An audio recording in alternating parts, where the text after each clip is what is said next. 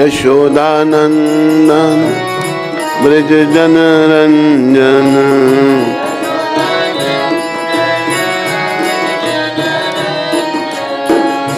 यमुना तीरा बनचारी यमुना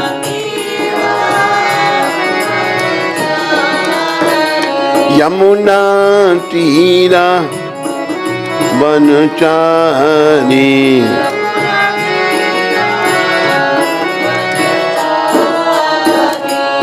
जय राधा माधव कुंज बिहारी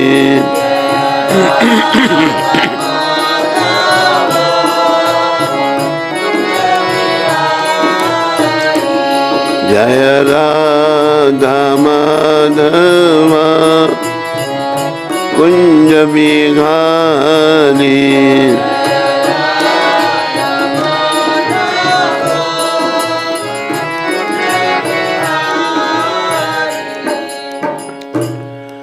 जय ओम विष्णुपाद परमहंस परिव्राजकाचार्य अष्टोत्तर सचरी श्रीमशिला भक्ति वेदांत गोस्वामी महाराज श्रील प्रभुपाद की जय। जय ओम विष्णुपाद परमहंस परिव्राजकाचार्य अष्टोत्तर सचरी श्रीमशिला भक्ति सिद्धांत सरस्वती ठाकुर महाराज प्रभुपाद की जय। इस्कान बीबीटी संस्थापकाचार्य कृष्ण कृपा में श्रील प्रभुपाद की जय। अनंत कोटि वैष्णविंद की जय।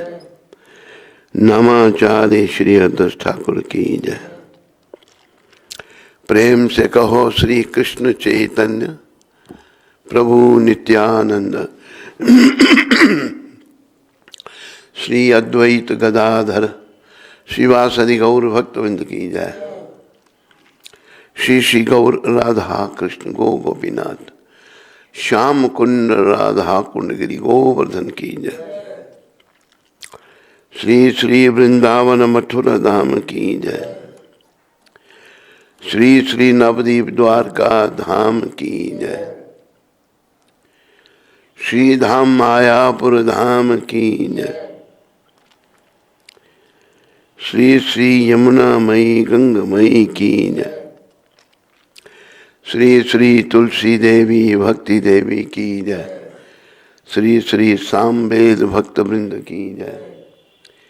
श्री श्री युग धर्म हरिनाम संकीर्तन की जय। संकीर्तन यज्ञ की जय। हमारे प्यारे गुरुदेव पूरी दुनिया में हरि नाम का सनातन धर्म का प्रचार करने वाले अति दयालु परम कृपालु पतित पावन श्रील प्रभुपाद की जय। पतित पावन श्रील प्रभुपाद दिव्य पुस्तक वितरण की जय। पतित पावन श्रील प्रभुपाद कृपास्कान वृंदावन धाम की जय। श्री श्री कृष्ण बलराम की जय। श्री श्री ललिता विशाखा राधे श्याम की जय। श्री श्री गौर निताय द्वैताचार्य गदाधार श्रीवत्स ठाकुर की जय। श्री श्री पंच तत्व की जय। निताय गौर प्रेमानंदी निताय गौर प्रेमानंदी सब भक्तों की जय जयकार हो। सब भक्तों की जय जयकार हो। गुरु और गौरांग की जय जयकार हो। हरे कृष्णा हरे कृष्णा कृष्णा कृष्णा हरे हरे हरे राम राम राम हरे हरे। बोलो हरे कृष्ण महामंत्र की जय।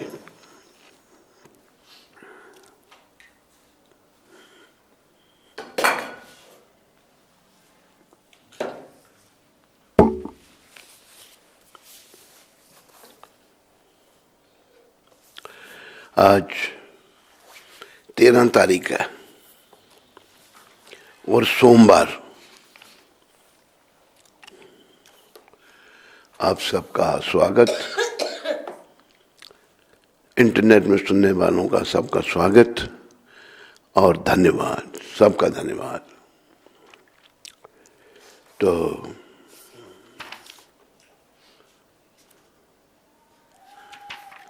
आज हम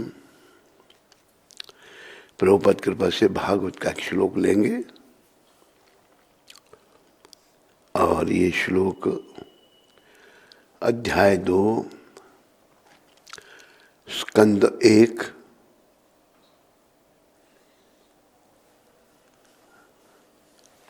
और श्लोक नंबर भी 1 है। तो मेरे पीछे सभी बोलिए।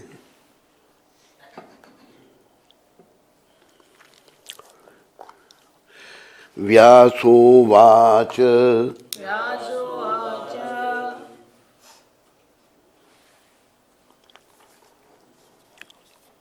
शिला व्यासदेव ने कहा इति इस प्रकार संप्रश्न आदर्श जिज्ञासा समहृष्टः पूर्ण रूप से संतुष्ट विप्राणाम वहां की मुनियों का रोमहर्षणी रोमहर्षण के पुत्र उग्रश्रवा प्रतिपूज्य उनको धन्यवाद देकर वचाह शब्द तेषाम उनके प्रवक्तम उन्हें उत्तर देने हेतु उपचक्र में प्रयत्न किया।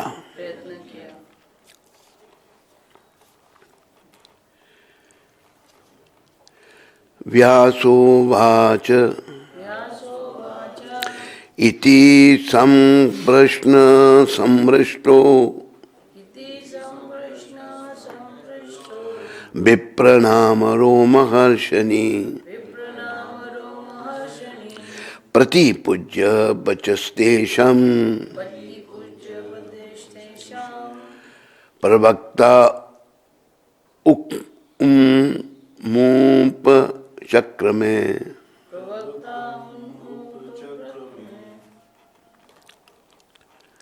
व्यासोवाच इति संप्रश्न समृष्टो समृष्टो विप्राणाम रोमहर्षणी प्रतिपूज्य वचस्तेषां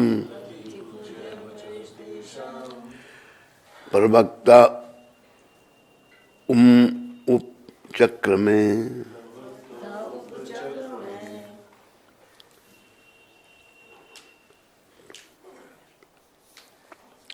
अनुवाद सभी बोलो। रोमहर्षण के पुत्र उग्रश्रवा शिला सूत गोस्वामी ने ब्राह्मणों के सम्यक प्रश्नों से पूर्णता प्रसन्न होकर उन्हें धन्यवाद दिया और वे उत्तर देने का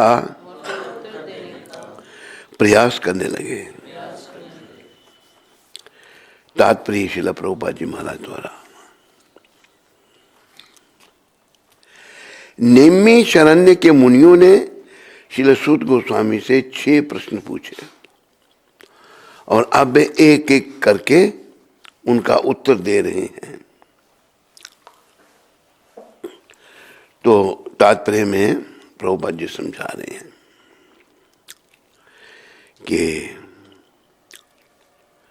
नेमी शरण्य के मुनियों ने, नेमी शरण्य जो है तीर्थ स्थान है लखनऊ के पास। कितनी दूर है लखनऊ से? 1.5 घंटे की ड्राइव है। तो वहाँ हमें भी जाने का मौका मिला। वहीं पर ये सारे ऋषि मुनि एकत्रित हुए थे। तो ऋषि मुनि जो हैं उन्होंने सूत गोस्वामी से 6 प्रश्न पूछे और अब वह एक एक करके उनका उत्तर दे रहे हैं।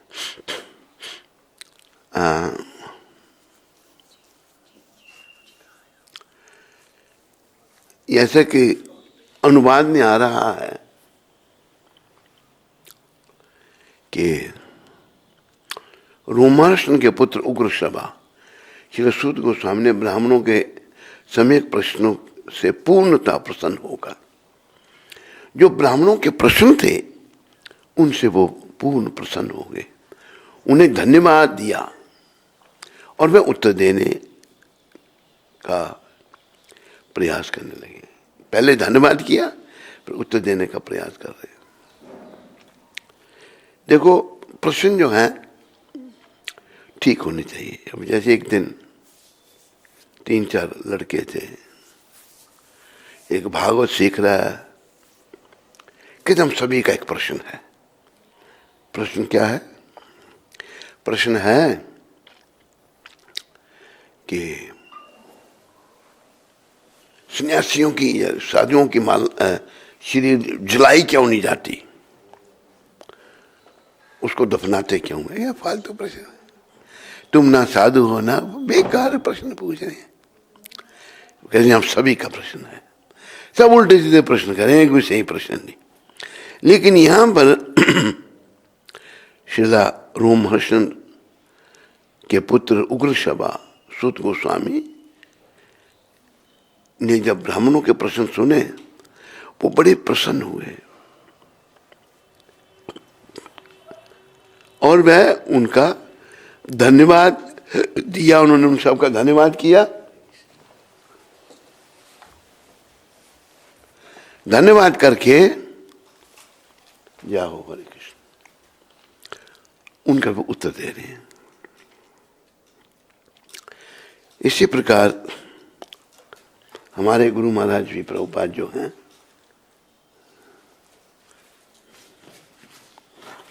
उनको जब कोई ऐसे ऊटपटांग प्रश्न पूछता तो प्रभुपाद को अच्छा नहीं लगता।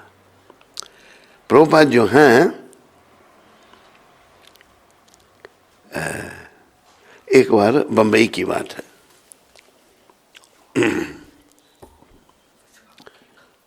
कि फिल्म इंडस्ट्री के कुछ लोग आए थे। उसमें कुछ एक्टर थे, जैसे नूतन थी और कुछ डायरेक्टर थे। प्रेमनाथ एक एक्टर था, बड़ा पुराना एक्टर। एक जोकिंग का एक्टिंग करता था, वो भी था। केस्टो मुखर्जी। हाँ? केस्टो मुखर्जी जो जोकर था। हाँ। कौन सा मुखर्जी? केस्टो मुखर्जी। कैस्ट्रो वो भी था। वो कैस्ट्रो मुखर्जी जो है उसकी लड़की लॉस एंजल्स में थी। उसने बोला, उस लॉस एंजल्स में प्रभुपाद जी के मंदिर में गई। उसने बोला गुरु महाराज को मिलना। वो मिलने के लिए आया कैस्ट्रो मुखर्जी साहब के साथ। मिलने के लिए जब आया तो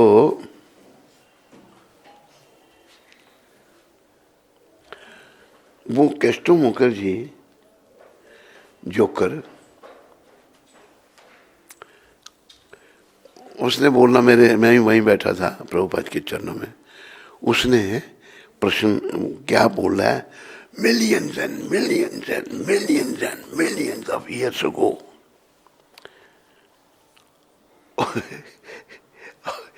there was this, ऐसे साइंटिफिक बोलने लगा।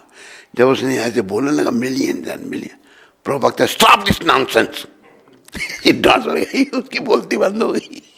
सब एक्टर देख रहे हैं उसको, डायरेक्टर नहीं देख रहे हैं, पागलों की तरह बोल रहा है वो। फिर कहता मेरी लड़की ने मुझे कहा लॉस एंजलिस से आया है स्वामी जी को मिलना।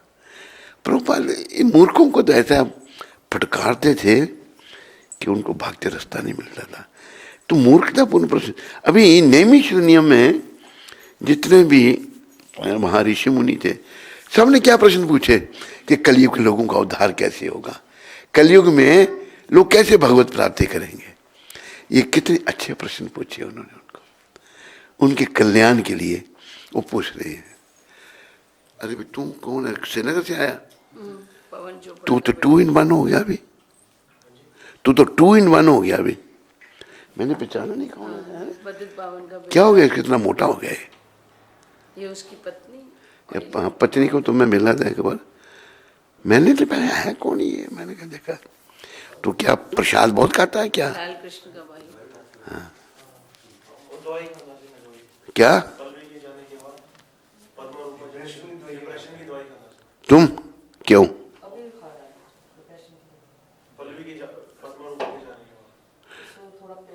हाँ हाँ, अच्छा अच्छा। तो दवाई खाने से वापस आ जाएगी पल्लवी? मूर्ख बन, सामने उसके समय आ गया, बेचारी का पूरा हो गया समय, सबने जाना है, ये सोचना है दवाई खाने से कुछ नहीं। मैंने पहचाना है नहीं इसका, ये तेरा मॉडल नमूना है। लाल कृष्ण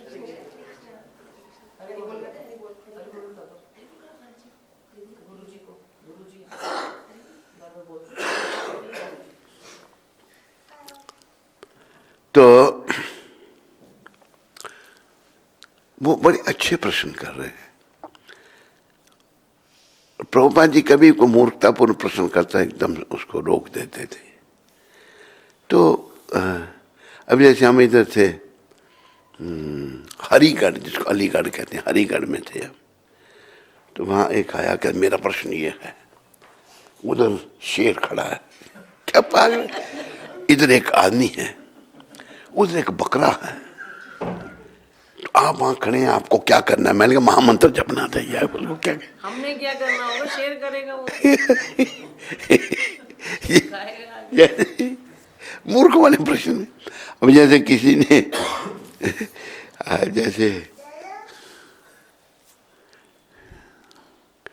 जैसे किसी ने पूछा किसी को, कहते कि तुम जंगल में शेर मिल जाए तुम क्या करोगे? कहते मैं क्या करूँ, करना तो उसने, मैं क्या करूँगा, शेर खाएगा मैं तो क्या करूँगा। तो ऐसे प्रश्न जो है ना अच्छे होने चाहिए, शास्त्र संगत प्रश्न होने चाहिए।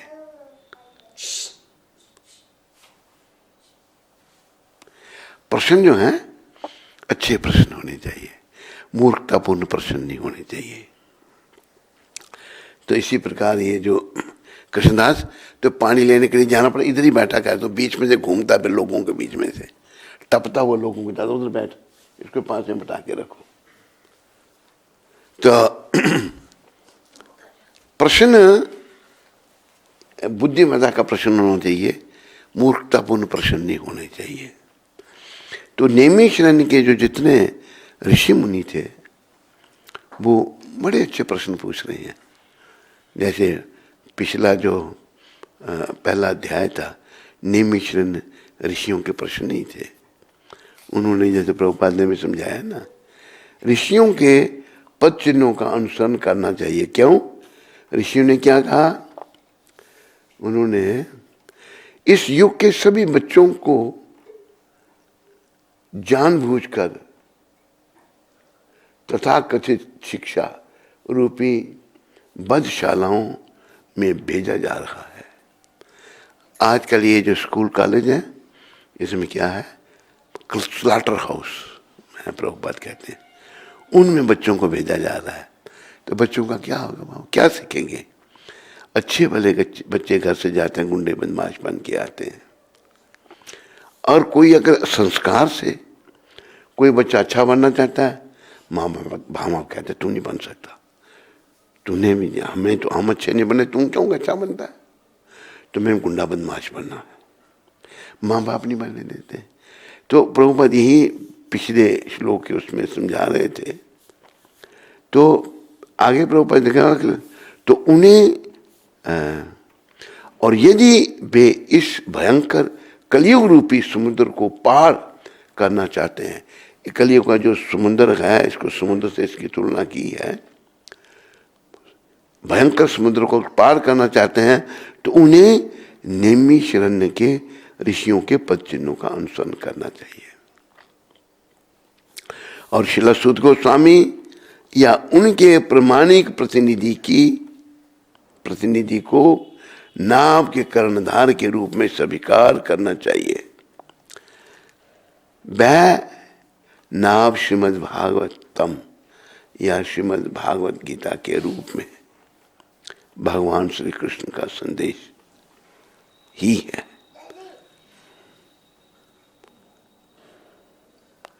तो प्रश्न अच्छे होने चाहिए। अभी देखो, अपने स्वार्थपूर्ण प्रश्न तो लोग करते हैं। अभी जैसे वो व्यक्ति, मैं आपको बताया, आपको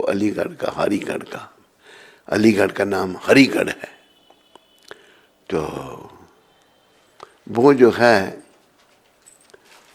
पूछ रहा है तेरा, इससे तेरे को क्या लाभ? उधर शेर खड़ा है, उधर एक आदमी खड़ा है, बीच में एक जानवर है, आपको क्या करना है? ये मूर्खतापूर्ण प्रश्न पूछ रहा है। तो हमेशा जिज्ञासा जो है अच्छी होनी चाहिए।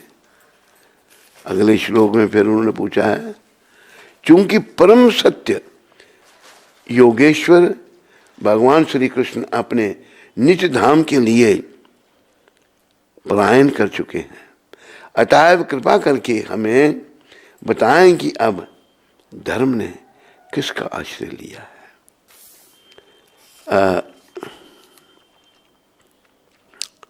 इस कलयुग से पहले द्वापर युग था, तो परमपिता त्रिलोकीनाथ भगवान उसमें प्रकट हुए थे और उन्होंने धर्म की स्थापना की। जैसे गीता में भगवान ने कहा ना, यदा यदा ही धर्मस्य ग्लानिर्भवति भारत अभ्युत्थानम अधर्मस्य तदात्मानं सृजाम्यहम् परित्राणाय साधूनां विनाशाय च दुष्कृतां धर्म संस्थापनार्थाय संभवामि युगे युगे। जब धर्म की हानि हो जाती है, अधर्म बढ़ जाता है, तो मैं धर्म की स्थापना के लिए और भक्तों को सुख देने के लिए और दुष्टों का दमन करने के लिए, दुष्टों का संहार करने के लिए युग पर्यंत युग में आता हूं। तो ऋषि मुनियों ने यही पूछा।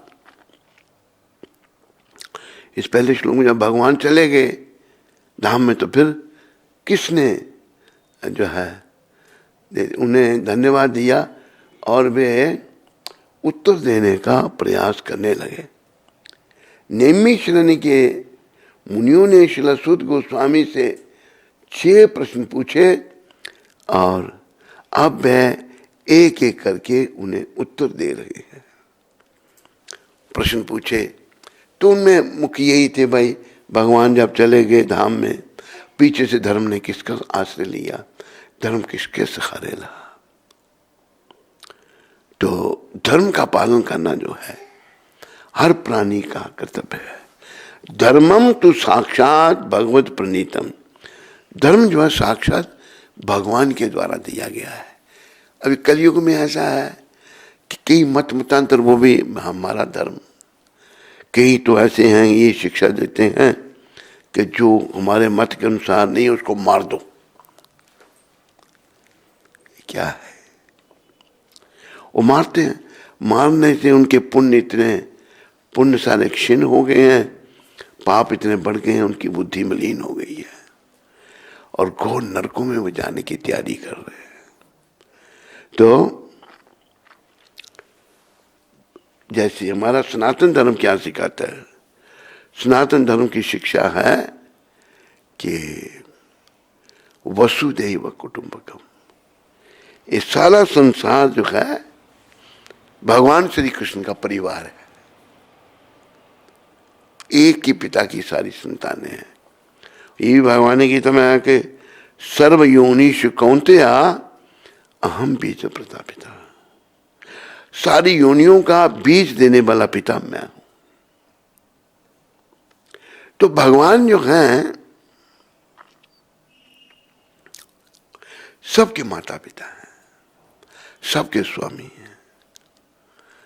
और जब उन्होंने ये सृष्टि की रचना की थी, भाई सृष्टि में जो लोग जन्मेंगे वो किस लिए जन्मे हैं, उनको यहाँ क्या करना है, उनका क्या कर्तव्य है, वो मार्गदर्शन के लिए सनातन धर्म भगवान ने बनाया था सृष्टि की रचना के साथ। ऐसे प्रभुपाद समझाते हैं जैसे ये माइक्रोफोन है, माइक्रोफोन खरीद के लाए तो इसके साथ एक पैम्पलेट मिला, भाई इसका उपयोग कैसे करना है। इसी प्रकार इस संसार में जो लोग हैं, जो जन्मे हैं, उनको किस प्रकार यहाँ रहना है, क्या करना है, तो प्रभुपाद कृपा से हमने समझना है। हमें किस प्रकार यहाँ रहना है, हमें यहाँ नश्वर संसार में शाश्वत घर नहीं बनाना। ये दुख रूपी संसार है।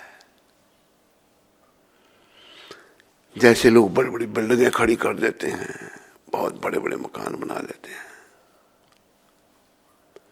तो उर्दू के एक शायर ने कहा है, मेरे पीछे सारे बोलो, अगा अपनी मौत से कोई बशर नहीं। अपनी मौत से कोई बशर नहीं। किसी को अपनी मृत्यु का पता नहीं है कि मेरी मृत्यु कब आएगी। यहां किसी को पता है?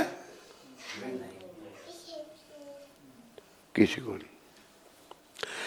तो अगा अपनी मौत से कोई बशर नहीं, अगा अपनी मौत से कोई बशर नहीं, सामान 100 बरस का पल की खबर नहीं। तैयारी बड़ी लंबी है लेकिन पल की खबर नहीं है। तो हमें अपना समय नष्ट नहीं करना। ये समय आज सुबह देखा, सुबह गीता के सार में पढ़ा जा रहा था, ये समय जैसे भगवान ने कहा कि कीर्तनीय सदारी, भगवान कहते हैं कि सदा कीर्तन करते रहो, हरे कृष्णा कृष्णा हरे राम उन्होंने सदा कीर्तन करने का आदेश दिया। नाम गाने सदा रुचि, कीर्तनीय सदा रे। क्योंकि भरोसा कोई जीवन का है ही नहीं। तो सदा नाम जपने से, सदा नाम जपने का अगर हमें अभ्यास हो जाएगा तो अंत में भी भगवान का नाम जीवा पर आएगा। अगर हमें अभ्यास ही नहीं है तो अंत समय में फिर भगवान का नाम जीवा पर नहीं आ सकता। तो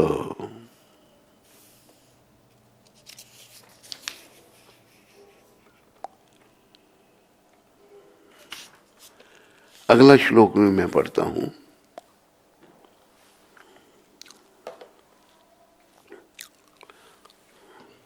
श्लोक 2 दूसरे अध्याय का।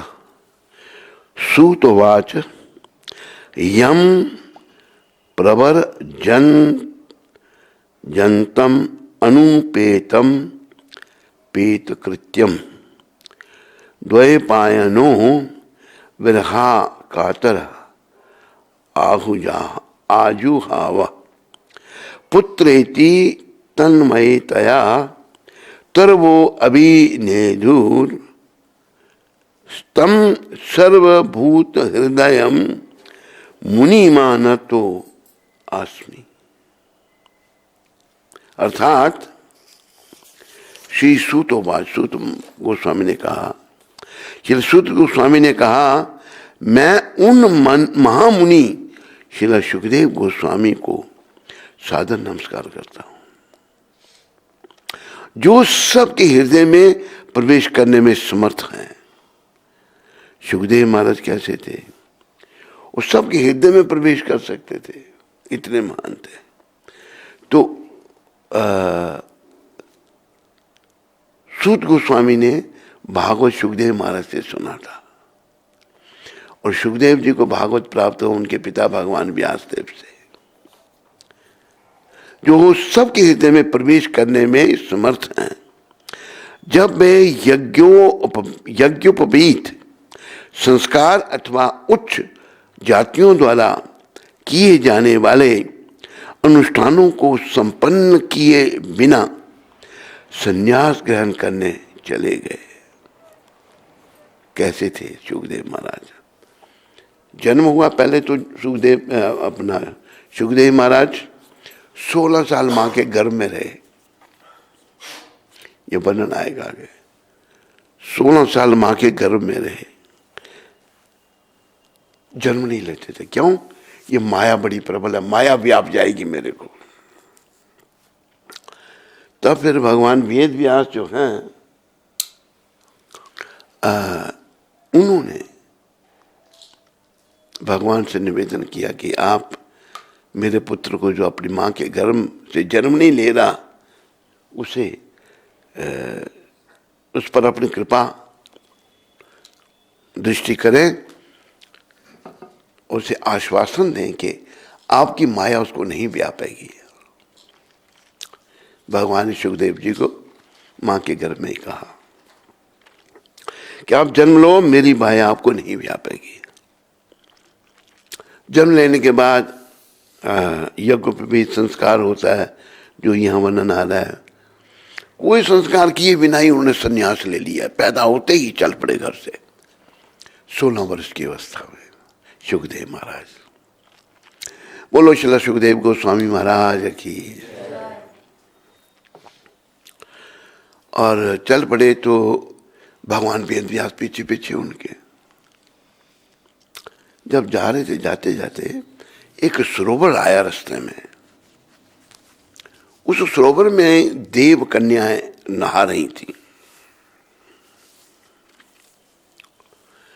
सुखदेव जी 16 वर्ष के नव युवक हैं। देव कन्याओं ने शरीर नहीं ढके अपने और नहाती रहीं।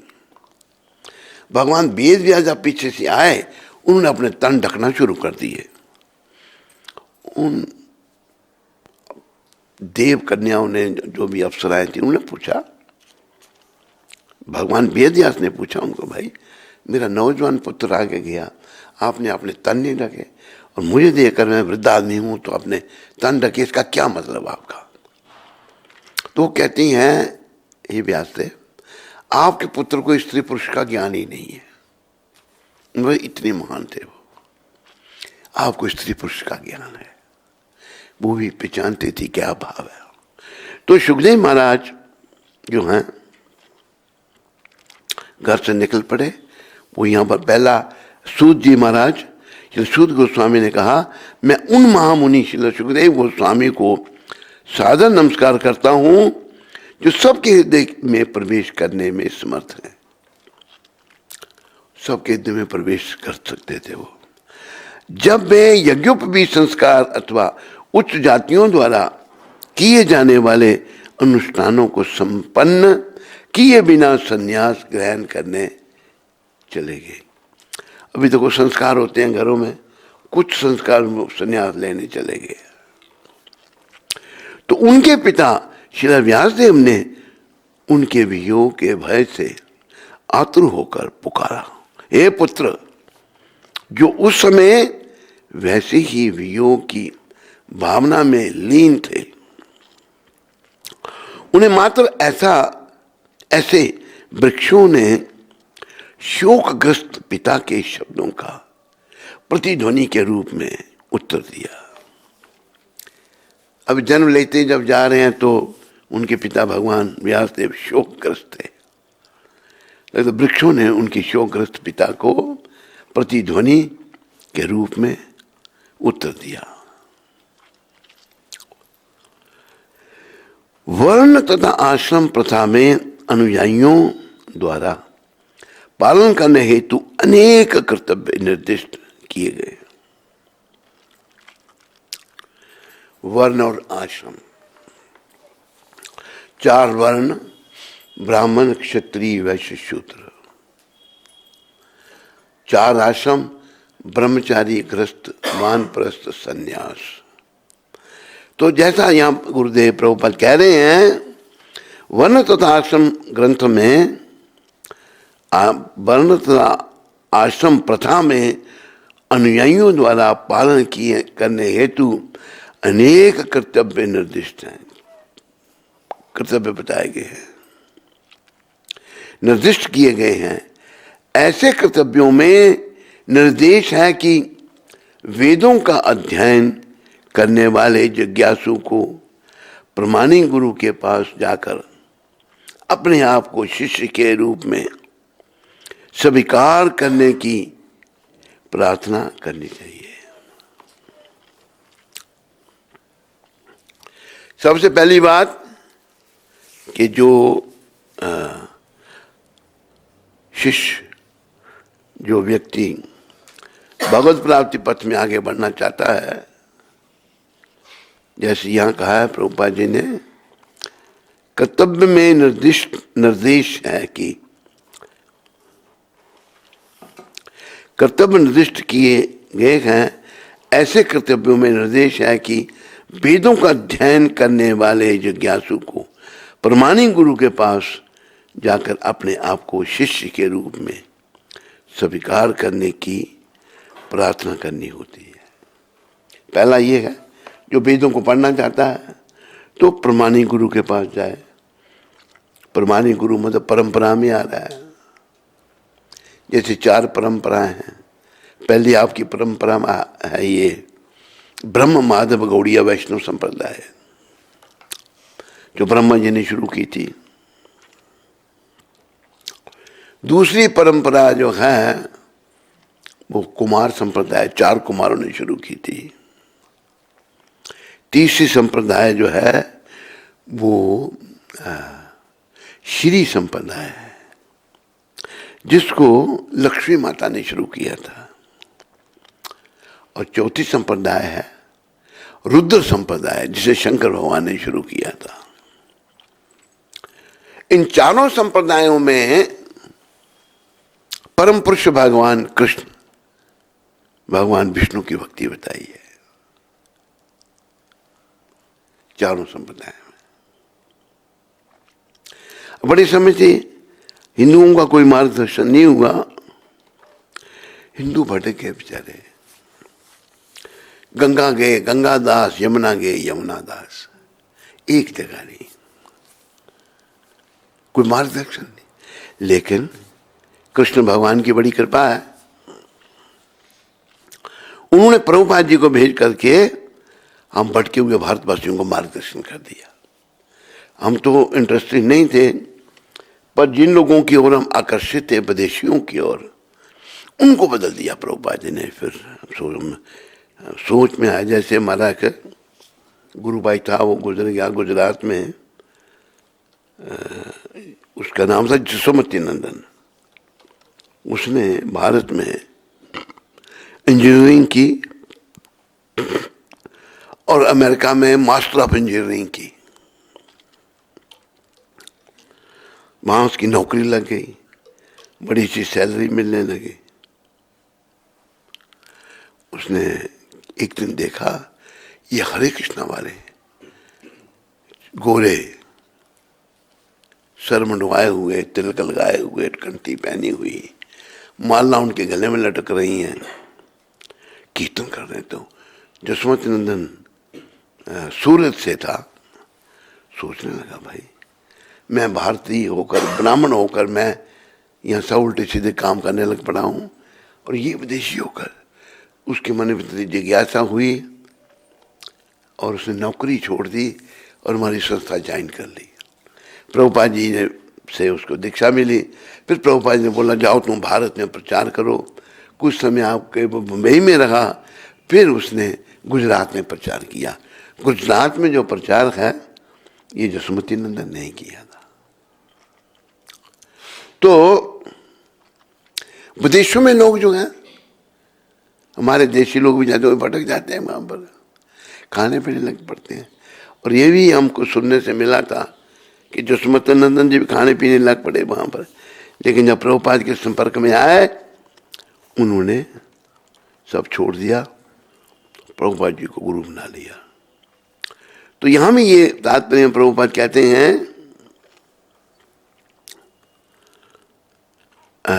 कि जिज्ञासु को प्रमाणिक गुरु के पास जाकर अपने आप को शिष्य के रूप में स्वीकार करने की प्रार्थना करनी चाहिए। प्रमाणिक गुरु से प्रार्थना करें, गुरुदेव मुझे अपना शिष्य स्वीकार करो।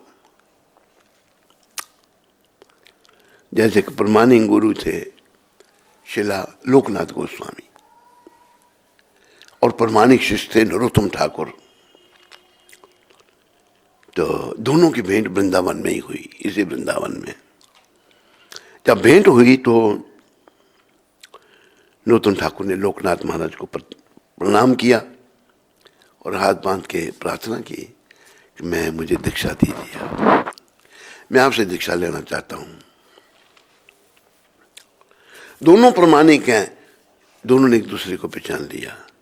लोकनाथ महाराज ने ये कहा कि भाई मैंने तो ये प्रण किया है कि मैं कोई शिष्य नहीं स्वीकार करूंगा, शिष्य नहीं बनाऊंगा। तो नरोत्तम ठाकुर ने कुछ कहा नहीं, कुछ प्रतिकार नहीं किया या प्रत्युत्तर नहीं दिया उनको। उन्होंने क्या किया कि दिन में ये सर्वे किया कि मेरे गुरु महाराज अंधेरे में शौच क्रिया के लिए कहाँ जाते हैं, मल का त्याग कहाँ करते हैं। शरीर है तो इसमें मल मूत्र भी है, शरीर की ऐसी रचना है। तो वो उसने जगह ढूंढ ली, वहाँ छनी हुई मिट्टी रख दी, पानी रख दिया। जैसे गुरु महाराज मल का त्याग कर के जाएं, वो उसको उठाकर वहाँ सफाई करते रोज। 1 साल तक ऐसा होता रहा। 1 साल के बाद लोकनाथ गोस्वामी महाराज सोचने लगे, ये कौन है जो रोज, ये कौन चोर है जो रोज सेवा चुराता है, मुझे पता नहीं। एक दिन मल का त्याग करके अंधेरे में वो वहां छुप गए। नरोत्तम ठाकुर आए। नरोत्तम ठाकुर राजकुमार थे, राजा के बेटे थे, सफाई करने लग पड़े। तो अंधेरे में ही लोकनाथ महाराज ने आकर उसके हाथ पकड़ लिया, कौन हो तुम? रोते रोते चरणों में गिर गए। कहते हैं मैं आपका अदम सेवक नरोत्तम, तुम एक मेहतर का काम करते हो। कहते मैं तो आपके मेहतर के भी योग्य नहीं हूं। कितनी विनम्रता। देखो अभी श्रील लोकनाथ महाराज स्तब्ध रह गए और सोच में पड़ गए। तो कोई कितना प्रमाणिक शिष्य है, ये किसी और से दीक्षा नहीं लेना चाहता, ये मेरे को गुरु धारण कर लिया इसने, मेरे मन में इसने मुझे गुरु बना लिया। उनको अपना प्रण तोड़ना पड़ा नरोत्तम ठाकुर के आगे। तो यह यहाँ वर्णन आ रहा, दोनों प्रमाणिक गुरु थे, नरोत्तम ठाकुर प्रमाणिक शिष्य, लोकनाथ महाराज प्रमाणिक गुरु। यहाँ कहा है ना, अपने शिष्य के रूप में स्वीकार करने की प्रार्थना करनी होती है। प्रमाणिक गुरु के पास जाकर अपने आपको शिष्य के रूप में स्वीकार करने की प्रार्थना करनी होती है। जो प्रमाणिक गुरु अथवा आचार्य से वेदों का अध्ययन करने हेतु सुयोग्य हैं, जिनेऊ यज्ञ पिबुत उनका प्रतीक है। श्रील सुखदेव गोस्वामी ने ये संस्कार नहीं किए क्योंकि वे जन्म से ही मुक्त आत्मा थे। आगे यहाँ प्रभुपाद कह रहे हैं कि इन्होंने ऐसे संस्कार नहीं किए। अपना जनेऊ, जैसे जनेऊ पहनना होता है, यज्ञ पे भी संस्कार होता है और मुंडन संस्कार भी होता है, लेकिन कोई संस्कार जो है इन्होंने नहीं किया, सुखदेव महाराज ने किया। जन्म लेते ही घर से चल पड़े। तो क्यों यहाँ प्रभुपाद कह रहे हैं? क्योंकि वह मुक्त आत्मा थे, मां के पेट में मुक्त थे, जन्म नहीं जो लेते थे, लेना चाहते, क्योंकि वे जन्म से ही मुक्त आत्मा थे। वो याद रखो, सुखदेव महाराज मुक्त आत्मा थे, हम बद्ध आत्मा हैं। बद्ध का अर्थ जो बंधन में पड़े हुए हैं, तो हमने बंधन से निकलना है। और बंधन से निकलने का रास्ता बस एक ही है। वो क्या है?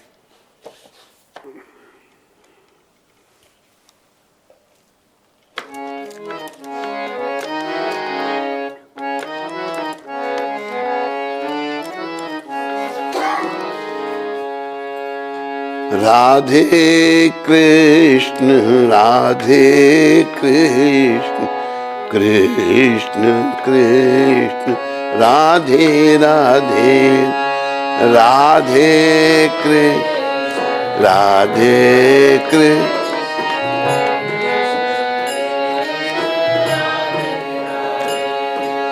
राधे राधे, राधे राधे, राधे राधे, राधे राधे।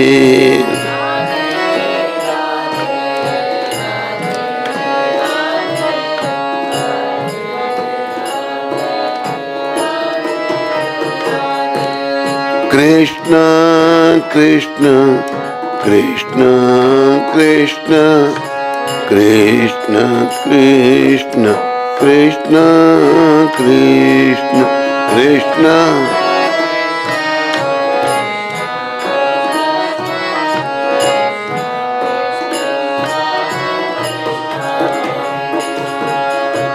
हरे कृष्ण कृष्ण कृष्ण हरे हरे, हरे राम राम राम हरे हरे, हरे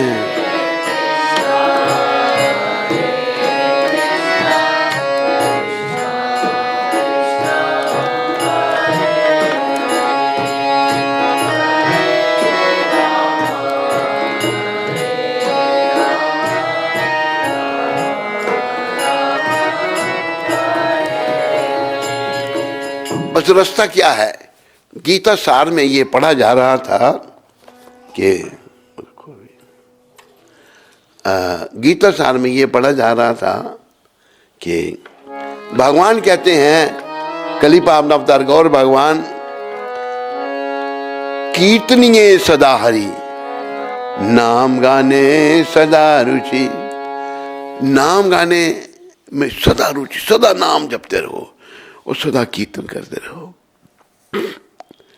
इसे कई बार कई मूर्ख लोग कहते हैं और कोई काम नहीं करें दुनिया के, बस तुम लोगों को। अब जैसे महाप्रभु जब दक्षिण में ही थे तो एक जगह से घाट के आगे से भगवान गुजर रहे थे, तो एक धोबी कपड़े धो रहा था। भारत में कपड़े ऐसे धोए जाते हैं, विदेशों में तो मशीनें भारत में भी आ गई, पटकते हैं नीचे कपड़ों का, कपड़े को पटक रहा है, वो धो रहा है। भगवान उसके पास खड़े हो गए, धोबी के पास, कहते भैया बोलो हरि बोल हरि बोल। वो धोबी नहीं बोल रहा। भगवान कहते भैया हरि बोलो, नहीं बोल रहा।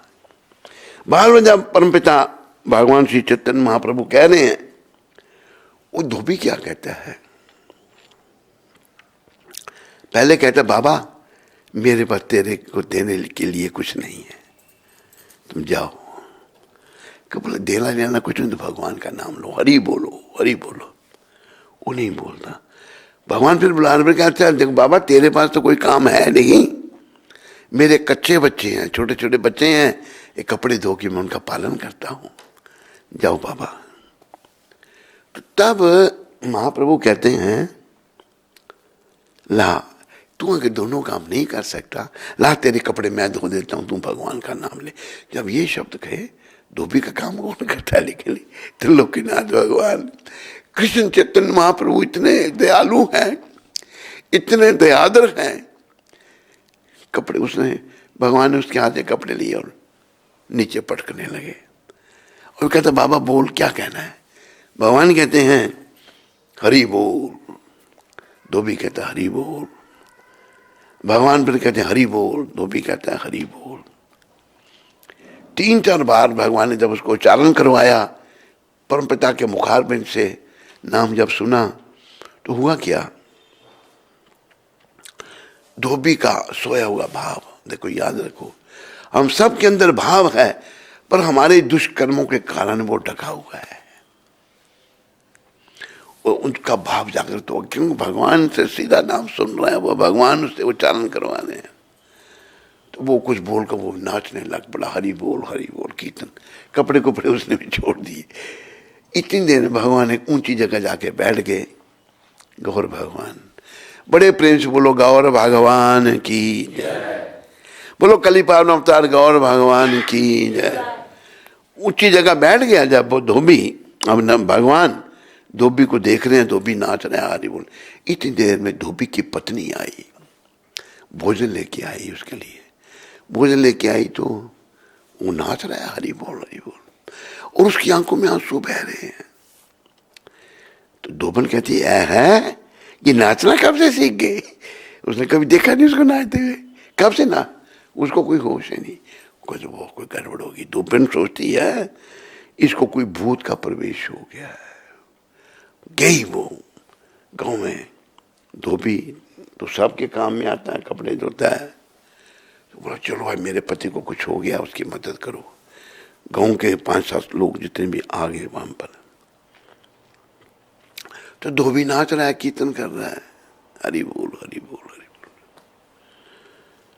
एक जो आए गांव के 5-7 लोग, उनमें से एक ने उसका पकड़ा, बंद करिए हरि बोल। जब उसको पकड़कर ऐसे किया उसने, वो भी हरि बोल करने लग पड़ा। जो चीज को स्पर्श करी सबको हरि बोल का इंजेक्शन लग गया, सारे नाचने लग पड़े। ये महाप्रभु की कृपा। देखो एक आदमी को करंट लगता है ना, दूसरा को छूएगा उसको भी करंट लग जाएगा। एक बार हम छोटे थे तो हमारा पढ़ने का कमरा था, तो एक ऐसा बल्ब लगा हुआ था ऐसे, तो हमारा शरीर से बड़ा भाई एक ड्रम था उल्टा करके, उसके ऊपर चढ़ के उसको ठीक करने लगा। और मैंने ड्रम को पकड़ के रखा था, उसको करंट लगा था, मेरे भी हाथ काम गए। उसने छोड़ दिया, फिर उसको करंट लगा, मेरे को भी लग गया खड़े खड़े। ऐसे हरि नाम का भी करंट सबको लग गया, सब हरि बोल करने लग पड़े। जब सब करने लग पड़े तो परमपिता भगवान गौर हरि बैठ के तमाशा देख रही है। गौर भगवान बहुत दया में है भाई, बस इसलिए पूर्ववर्ती चारों ने हमें कलयुग के लोगों को यही कहा, भाई ये मौका हाथ से मत जाने दो। ये गौर भगवान बड़े दयादर हैं, बड़े दयालु हैं, दया के साथ पकड़ पकड़। देखो धोबी तो इंटरेस्टेड ही नहीं था, धोबी की इच्छा ही नहीं थी भगवान का नाम लेने की, मना कर रहा था, लेकिन भगवान ने उसका भी जबरदस्ती उद्धार कर दिया। कपड़े तोड़ने लग पड़े भगवान। देखो कितनी दया है या नहीं है, बोलते क्यों नहीं सारे, कितनी बड़ी दया। गौर भगवान बहुत दयालु हैं। तो हम सबको गौर भगवान की कृपा लेनी चाहिए, करना यही है बस। मन में तो बड़ा उथल पुथल हो रहा है, मन में बड़ी गंदगी है हमारे कर्मों के कारण। अभी देखो आज कर्म कहाँ अच्छे रहे, कर्म बिगड़ गए लोगों के। अभी देखो कि लोग ऐसे ऐसे जघन्य पाप कर देते हैं, जैसे वो कहा है ना, करनी करत क्यों डरत, करनी कर क्यों करके पछताए,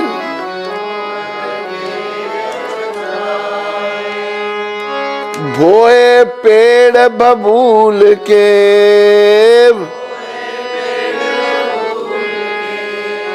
तो आम कहाँ से खाए, तो आम कहाँ से खाए।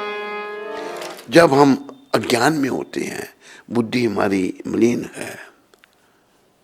जैसे बुद्धि मलिन कहाँ होती है, वो भजन है, बड़े समय से भजन नहीं सुनाया, तो भजन में बताया।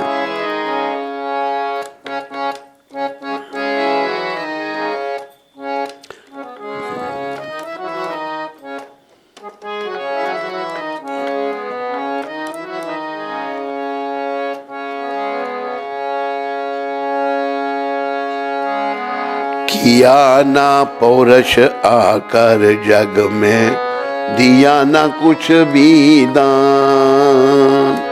किया ना पौरुष आकर जग में, दिया ना कुछ भी दान। मेरी तेरी करता करता मेरी निकल गया ये प्राण,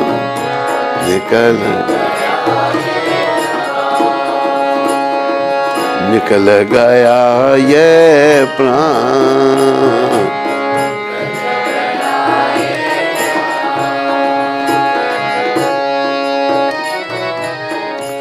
तूने जग में आकर पुरुषार्थ नहीं किया। क्या किया? मेरी जब पुरुषार्थ नहीं किया, उल्टे सीधे काम किए, शरीर के स्तर पर आ गए, मेरी तेरी करते रहे, मेरा ये तेरा, ना मेरा कुछ ना तेरा कुछ। इसलिए कहा है तेरी हीरे जैसी श्वासा बातों में बीती जाए, तेरी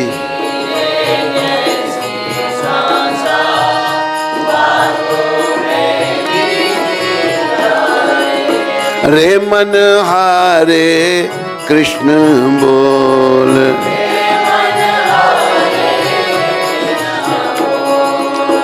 रे मन हारे राम बोल।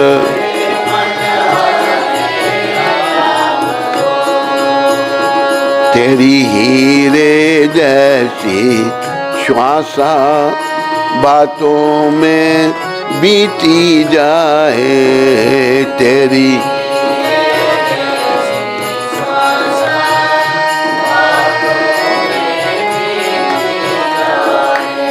रे मन हारे कृष्ण बोल,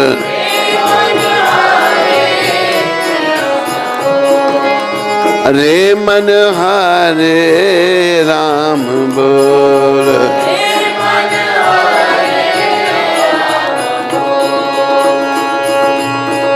गंगा यमुना खूब नहाया, गया ना मन का मैं। गंगा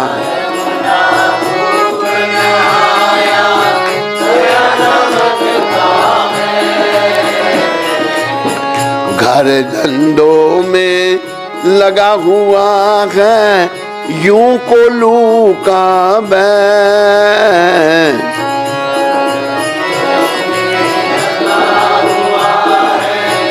यूं को तेरे जीवन की ये आशा बातों में बीती जाए, तेरे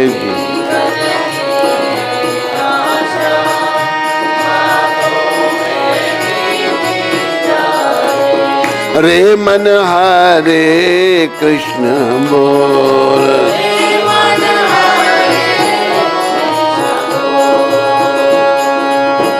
किया ना पौरुष आकर यज्ञ में, दिया ना कुछ भी दान।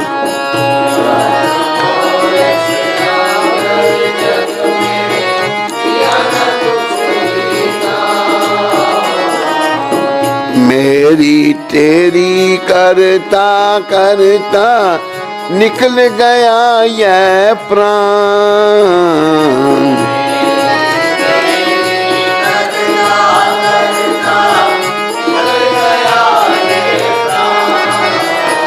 जैसे पानी बीच बताशा बातों में बीती जाए, जैसे पानी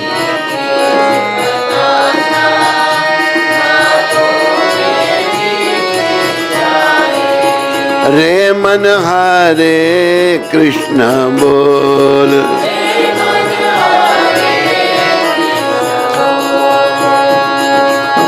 पाप गठरिया सर पर लादे रहा भटकता रोज।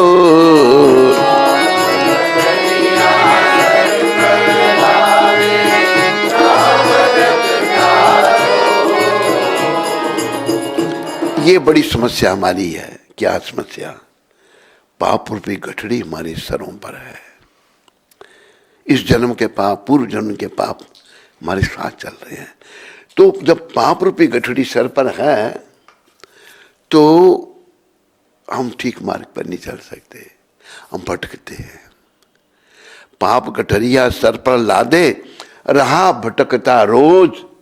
फिर प्रेम सहित राधा माधव की किया ना कुछ भी खोज। भगवान राधा माधव, भगवान राधा कृष्ण को खोज। हमारा काम भगवान को पाना है, भगवान की खोज करना है। प्रेम सहित राधा माधव की किया ना कुछ भी खोज। कुछ खोज नहीं किया, क्या करते रहा? झूठा करता रहा तमाशा, झूठा तमाशा करता रहा। देखो अभी लोग क्यों, कई लोग नाचते हैं, कहते भगवान है ही नहीं, क्योंकि उन्होंने ऐसे पाप कर्म कर रखे हैं, बुद्धि मलिन हो चुकी है उनकी, उनका मन मलिन है, बुद्धि मलिन है। पापों के कारण बहुत बोझ है उनके सरों पर और वो ठीक तरह नहीं सोच सकते। इसलिए अपनी बुद्धि को शुद्ध करने के लिए, वो जैसे श्लोक है ना भगवान ऋषभ देव का, अपनी सत्ता को शुद्ध करने के लिए शुद्ध है ना सत्ता, भगवान की भक्ति को अपनाना है। भागवत में ही भगवान ऋषभ देव कह रहे हैं अपनी 100 पुत्रों को, नायम देख देख भाजन नरलोके कष्टान काम करते बिड़ बुझाम जे। तपो दिव्यम पुत्र का ये न सत्यम शुद्ध ये समाज ब्रह्म सौख्यम तो बनतम। हे मेरे पुत्रों, ये मनुष्य इंद्रियों के तर्पण के लिए नहीं है। जो बिड़बुजाम कहते हैं गंदगी खाने वाला पशु, 2 पशु सुअर और कुत्ता, दोनों गंदगी खाते हैं। कहते हैं ये तो सुअर कुत्ता भी करते हैं इंद्रियों का तर्पण। भगवान ऋषभदेव ने अपने पुत्रों से कहा, हे पुत्रों, इस संसार के समस्त देहधारियों में जिससे मनुष्य देह प्राप्त हुई है, अब देहधारी सब 84 लाख किस्म हैं, 4 लाख किस्म के लोग हैं, उनमें से सब खाली भारत में हैं। भारत के लोग ही सब हैं जो आर्यन। तो मनुष्य देहधारी जैसे मनुष्य देह प्राप्त हुई है, उसे इंद्रिय तृप्ति के लिए ही दिन रात कठिन श्रम नहीं करना चाहिए। इतनी 84 लाख योनियों में से जो मनुष्य शरीर में आया है, उसको इंद्रियों के तर्पण के लिए कठिन परिश्रम नहीं करना चाहिए, क्योंकि ऐसा तो मल खाने वाले, गंदगी खाने वाले कुकुर शुक्र भी कर लेते हैं। कुत्ता और सुअर कोई भेदभाव नहीं, माँ भी पत्नी, बहन भी पत्नी और बेटी भी पत्नी। एक सुअर कुत्ते का जीवन है। तो उसी सुअर कुत्ते के जीवन में हम सब लोग पड़े हैं और इसने हमारी बुद्धि को मलिन कर दिया है। ऐसे सब विदेशियों की बुद्धि मलिन थी, लेकिन एक शुद्ध भक्त भगवान ने उनकी बुद्धि को भी झंझोड़ दिया, हिला दिया और उसको शुद्धि की तरफ लगा दिया। एक शुद्ध भक्ति की शक्ति। मनुष्य को चाहिए कि भक्ति का दिव्य पद प्राप्त करने के लिए वह अपने आप को तपस्या में लगाए। भक्ति का शुद्ध पद प्राप्त करने के लिए हमें अपने आप को तपस्या में लगाना है। तपस्या क्या है? सुबह जल्दी उठना है, गंदगी नहीं खानी, मांस मच्छी अंडा प्याज लहसुन नहीं खाना, 4 बजे से पहले उठना, कोई नशा नहीं, सिगरेट बीड़ी तम्बाकू पान शराब चाय काफी नहीं। 4 बजे से पहले उठ करके नहाना धोना, मंगलारती में जाना, मंगलारती करना।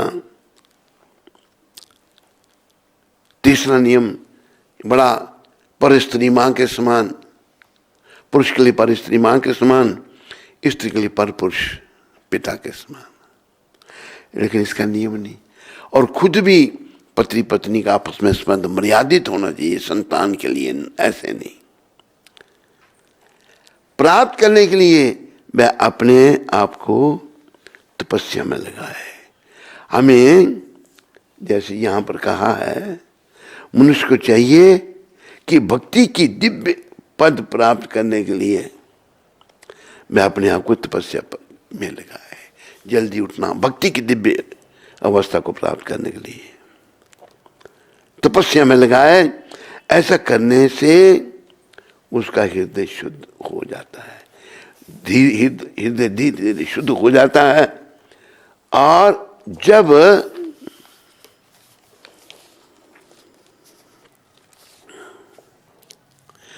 वह इस पद को प्राप्त कर लेता है तो उसे शाश्वत जीवन का आनंद मिलता है।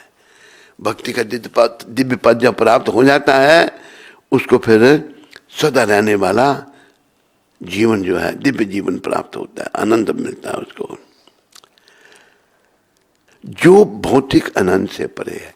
भौतिक आनंद कुछ भी नहीं है, ये तुच्छ है उस आनंद के सामने।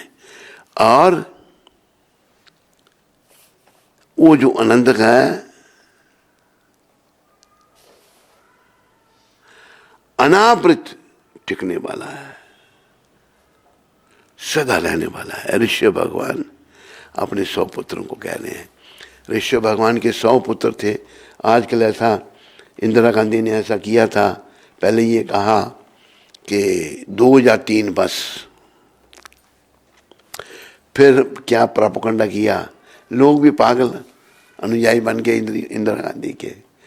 फिर इंदिरा गांधी ने कहा हम 2 और हमारे 2, यहां तक वो करके गई। कैसे गई सब जानते हैं। फिर अभी 2 से 1 बार आ गए हैं, इतनी अज्ञानता। अगर संतान नहीं चाहिए तो संयम बरतना होगा। कोई संबंध नहीं पति पत्नी का, उसका पालन नहीं करना, और ये महापाप है। ऐसा करने से बुद्धि मलिन और नरक का द्वार है। चाहे कोई भी कर रहा है, उसको घोर नरक में जाना पड़ेगा और यम यातनाएं भोगनी पड़ेंगी। और यम यातनाएं जो हैं बहुत दुखदायी है, बहुत कष्टप्रद है, जो मानव सोच नहीं सकता। तो देखो ऐसे लीडर मिले, भारत स्वतंत्र हुआ, ऐसे मिले। उनका यह था हिंदुओं की संख्या कम करनी है। ये नियम दूसरे लोगों के लिए नहीं था, खाली हिंदुओं के लिए ही था। हिंदू भी बड़े चतुर, हाँ भाई ठीक है, हमारी प्रधानमंत्री कह रही है हम ऐसे ही करते हैं। अभी एक बार आ गए इधर, एक भक्त था, वो डॉक्टर सुरेश उसका नाम था। डॉक्टर नहीं था, वो महामंत्र से कईयों का इलाज करता था। उसको फिर डॉक्टर कहने लगे लोग उसका, डॉक्टर सुरेश। उसने हमको बताया, डॉक्टर सुरेश ने, कि यहाँ पर राजस्थान में कहीं, जहाँ का वो था, जयपुर में या कौन सी जगह का, एक डॉक्टर था। ये तो ऐसे ही नाम का डॉक्टर था, वास्तव में डॉक्टर था। और उसका एक ही बच्चा, उसकी पत्नी कहती दूसरा, डॉक्टर खुद ही कहता दूसरा बच्चा भी नहीं चाहिए, पत्नी भी कहती थी। एक बच्चा थोड़ा बड़ा होकर गुजर गया। बच्चा जब गुजर गया अभी बुरी हालत उनकी होगी, दूसरा हो ही नहीं सकता, ऐसा प्रचार हो गया। एक हमारा आर्किटेक्ट थे, अभी भी हैं वो, महाजन, क्या नाम था उनका, ईश्वर चंद्र महाजन। वो पीछे पाकिस्तान के हैं, सियालकोट के। तो आर्किटेक्ट फ्री मंदिर, उनका भी एक ही बेटा था। ऑस्ट्रेलिया पढ़ने गया, कोई ऐसी पेट में दर्द हुई, मृत्यु हो गई बेचारे। अभी कोई बच्चा नहीं, कोई लड़का नहीं। एक लड़की थी, वो ससुराल में चली गई। तो ऐसा गलत प्रोपेगेंडा कर दिया हिंदुओं को कम करने के लिए। और हिंदू भी उन बातों में आ जाते हैं, कुछ अक्ल नहीं है, शुद्ध पालन कैसे करेंगे। अरे पालन करने के बारे में कहा है, प्रारब्ध पहले बने पाछे बने शरीर। पहले प्रारब्ध बनती है फिर शरीर बनता है। जैसे हम आपको बताएं, हमारे शरीर से एक चचेरा भाई था, चाचे का लड़का। चाचे के पास पैसा बहुत था, तो वो हमारा चचेरा भाई भी आ रहा, कुमार्ग पे चलने लगा, भटक गया वो। चाचा जी ने उठाकर 16 साल की अवस्था में उसकी शादी भी कर दी, और वो 3 बच्चों का बाप बन गया, और 25 के 26 साल की अवस्था में शरीर छोड़ के चला भी गया। एक बच्चा उसके मरने के बाद पैदा हुआ। अच्छा, ये प्रश्न उठता है, फिर अभी वो माँ बाप चला गया तो बच्चे भूखे मर रहे होंगे? नहीं, अपने अपने प्रारब्ध। चारों बच्चे उसकी, एक लड़की अभी कुछ दिन पहले यहाँ आई थी मिलने के लिए हमें, 3 लड़के। उनमें से बड़ा लड़का जो है पूरी इंडिया का एयर वाइस मार्शल बना हुआ है, उसकी प्रमोशन हुई एयर वाइस मार्शल, जो हवाई जहाज़ों में होती हैं, जो जैसे जनरल होते हैं, बड़ा जनरल और छोटा जनरल, वो सेकंड इन कमांड पूरे इंडिया का एयरफोर्स का। दूसरा लड़का भी सेटल, तीसरा भी, लड़की भी अपने घर में, और सब सेटल। कहते नहीं बच्चों का पालन कैसे होगा? सब अपनी अपनी प्रारब्ध लेके आते हैं। लेकिन ये जो विमूढ़ शासनकर्ता, विमूढ़ लीडरों ने लोगों को पथभ्रष्ट कर दिया, लोग पथभ्रष्ट हो गए। एक को मैंने पूछा, भाई दूसरा लड़का, दो हम एक ही बच्चा चाहते थे। क्या मूर्खता है, पर संयम नहीं बरतना होगा, समझ नहीं बरता होगा। वो पशु पक्षी भी जो है ना, वो भी कुछ नियमों का पालन करते हैं। मनुष्य फिर बुद्धि उसकी मलिन हो जाती है, फिर वो ठीक तरह से सोच नहीं सकता। तो यहाँ यही बताया है कि हम तपस्या में जीवन बताएं। प्रभुपाद ने सबसे पहली बात कि अवैध स्त्री संग, अवैध पुरुष संग। जैसे जब भारत में नेताओं के कारण अभी ये आम हो गया है, स्त्री का अपना पति या दूसरे पुरुष से संबंध रख रही है, पुरुष की अपनी पत्नी और दूसरी स्त्री से संबंध रख रहा है, ये सब नरक का द्वार है। गुरु महाराज ने इस नियम पर बड़ा बल दिया। तो भागवत का एक श्लोक है, 5म स्कंद 5म अध्याय 4th श्लोक, नूनम प्रमत्ता कुरुते विकर्मा यद इंद्रिय प्रीतित आपनोति ना साधु मन्ये यद आत्म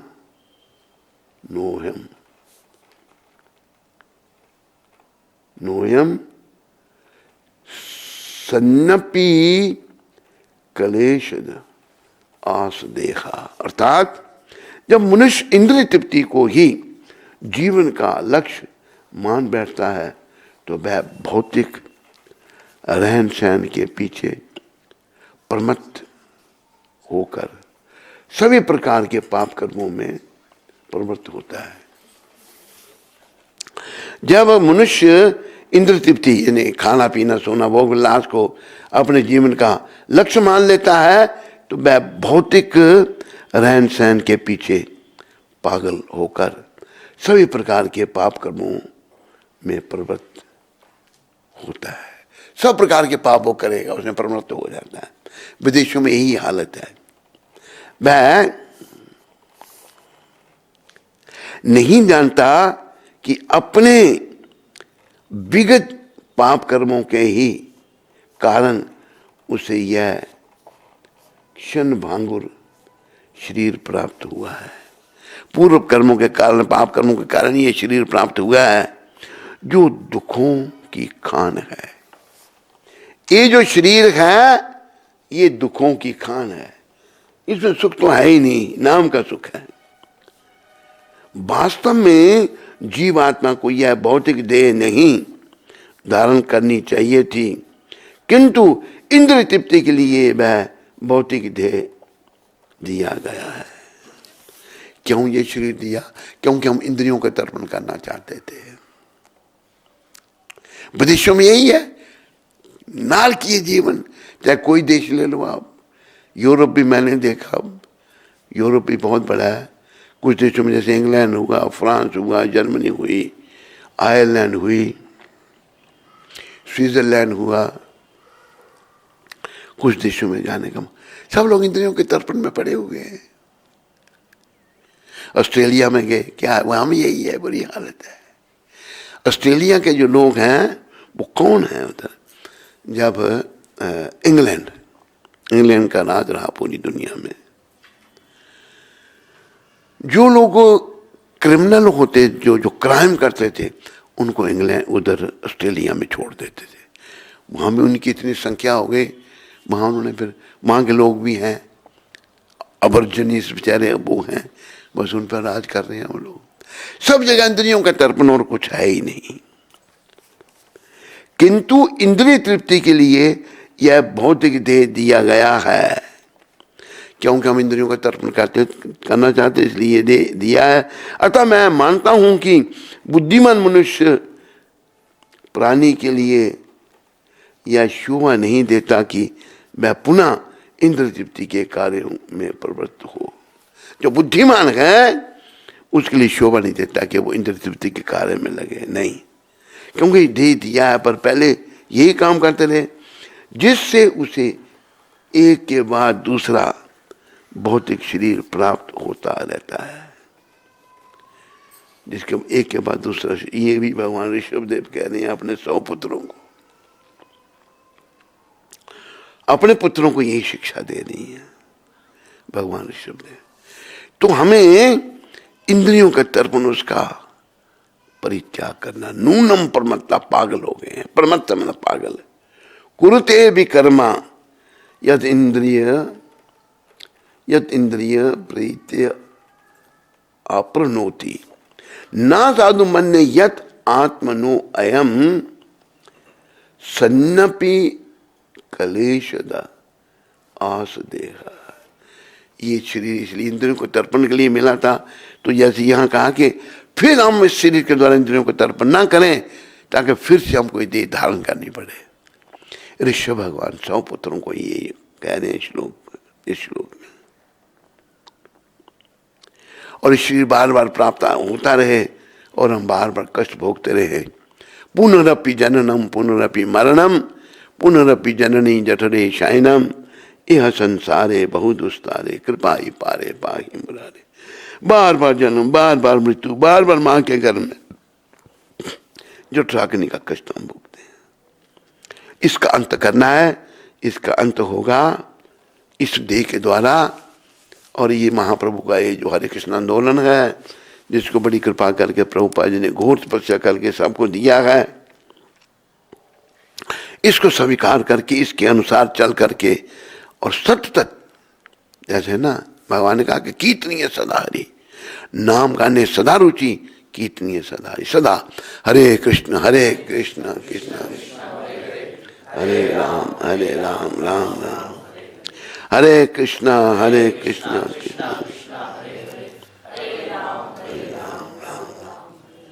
हरे कृष्ण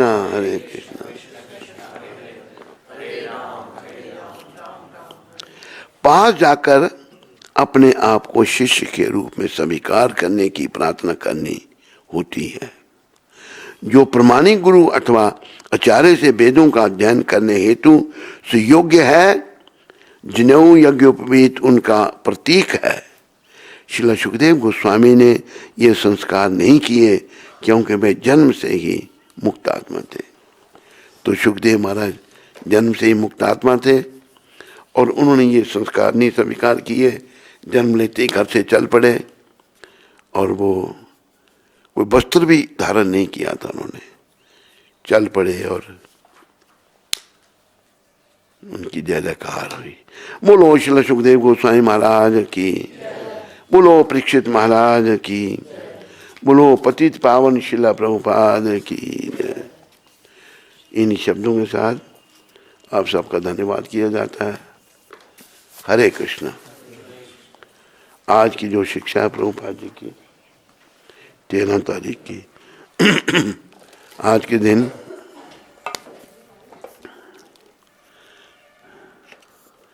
ये शब्द प्रभुपाद जी ने गुरुदास को पत्र में कहे थे। गुरुदास एक हमारा गुरु भाई, कष्ट के समय एक भक्त सदैव सोचता है कि उसे और अधिक कष्ट मिलने चाहिए। हाँ, ये बहुत जरूरी है। हरि बोल, ये नोट रखना जरा हमारी उस अलग से। कष्ट के समय भक्त क्या सोचता है कि उसे और अधिक कष्ट मिलने चाहिए थे, और ज्यादा मिलने चाहिए थे।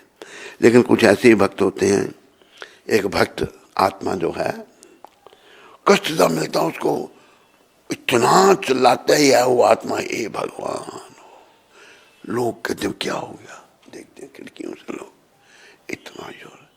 तो भक्त को सोचना चाहिए और मिलने चाहिए थे, परंतु भगवान की कृपा से वह कम हो गए हैं, भगवान ने उनको कम कर दिया है। भगवान की कृपा से वह कम हो गए हैं। कष्ट भरी अवस्था में जो भी भगवान की कृपा के इस सिद्धांत को स्वीकार करते हैं, भक्ति में आगे बढ़ते हैं। इस अवस्था को जो स्वीकार करता है वो भक्ति में आगे बढ़ता है। कहा जाता है कि वह निश्चित ही भगवत धाम जाता है। जो ऐसा सोचता है मुझे और कष्ट लगने चाहिए थे, वो निश्चित रूप से भगवत धाम जाता है। भाई ये श्लोक निकाल लेना इसमें से है कि 13 तारीख का वेरी इंपॉर्टेंट मैंने लिखा हुआ है। वो धाम में जाता, और धाम में जाना ही जीवन का उद्देश्य है। कष्ट आए स्वीकार कर, प्रभु ये आपकी कृपा थी, मुझे तो मैंने बड़े पाप किए। और देखो इसका बहुत बड़ा उदाहरण प्रहलाद महाराज। प्रहलाद महाराज को उनका बाप ही कष्ट दे रहा है, बाप कष्ट दे रहा है। उनका कसूर क्या? एक बहुत बड़ा कसूर था प्रहलाद महाराज का। जानते हो क्या कसूर था? किसी को पता नहीं। प्रहलाद महाराज का बहुत बड़ा कसूर था कि वो भक्त थे, ये कसूर नहीं था। पर बाप को लग रहा है क्यों भक्ति कर रहा है, मैं राक्षस हूं, ये भी राक्षस क्यों नहीं पैदा हुआ मेरे घर। ये राक्षस की दृष्टि में कसूर था, गलती थी। प्रहलाद महाराज को छोड़ो भक्ति, मैं नहीं छोड़ूंगा, मार दूंगा, मार दो। भक्त में भक्त का इतना भरोसा होना चाहिए। प्रहलाद महाराज की कृपा से हर प्रकार का प्रयास किया उनको मारने का, लेकिन कुछ नहीं बिगाड़ सके। महाप्रभु ने एक बात कही है, मेरे पीछे बोलो, राखे कृष्णा मारे के, मारे कृष्णा राखे के। जिसकी रक्षा कृष्ण करें उसे कौन मार सकता है, और जिसे कृष्ण मारे उसे कौन बचा सकता है। प्रहलाद महाराज फिर जब हिरण्यकशिपु का वध हो गया, भगवान ने अपने भक्त की रक्षा के लिए समय आने पर दिव्य अवतार लिया नृसिंह भगवान का। बोलो नृसिंहदेव भगवान की।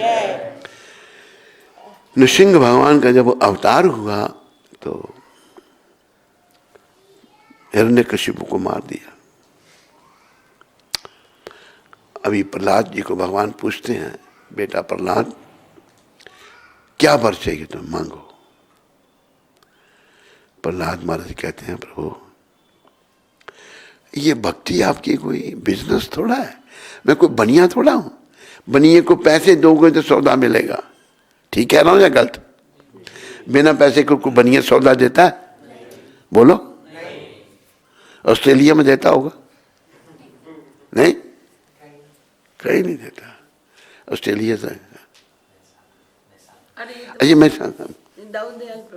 दाऊदियाल मैंने पहचाना केम छो तारा क्या छे बैग में डाल दिया। अच्छा, ऑस्ट्रेलिया वाला भी एक आने वाला था, भक्त को नहीं आया। तो बिना पैसे के बनिया सौदा नहीं देता। प्रहलाद जी कहते हैं भक्ति प्रभु व्यापार नहीं है। ऐसी भक्ति हमें करनी है जो प्रहलाद जी ने की थी उनकी कृपा से। लेकिन फिर भगवान कहते हैं तुम मांगो, मांगो पर मांगो हमसे। तो भक्त जानता है कि भगवान को खुश रखना है। भगवान बार बार मांगने के लिए कह रहे हैं। प्रहलाद जी कहते हैं प्रभु अच्छा अगर देना ही है तो मेरे पिता को क्षमा कर दो। पिता जिसने तुम्हें इतने कष्ट दिए उसके लिए क्षमा। हाँ, कहते कष्ट कौन किसको देता हूं, मेरे ही कर्म थे। देखो भक्ति की कैसी सोच हो जाती है। वो भक्त है, भगवत कृपा से कितना शुद्ध हो जाता है कि तो मेरे ही कर्म थे, कोई किसी को कष्ट नहीं देता, हमारे कर्म हमको कष्ट देते हैं। बात समझ में आई? नहीं आई समझ में? बोलो। तो यही यहाँ पर प्रभुपाद समझा रहे हैं। कष्ट के समय एक भक्त सदैव सोचता है कि उसे और अधिक कष्ट मिलने चाहिए थे, परंतु भगवान की कृपा से वे कम हो गए हैं। कष्ट भरी अवस्था में जो भी भगवान की कृपा के इस सिद्धांत को स्वीकार करते हुए भक्ति में आगे बढ़ता रहता है, कहा जाता है कि वह निश्चित ही भगवत धाम जाता है। कष्ट जो आ रहा है, प्रभु आपकी कृपा है, वही धाम में जाता है। तो धाम में जाना ही जीवन का उद्देश्य है। बोलो मोर मुकुट बंसी वाले की, बोलो कृष्ण कन्हैया लाल की, बोलो जुग जोड़ी सरकार की, बोलो द्वारकाधीश की, बोलो रण छोड़ राय की।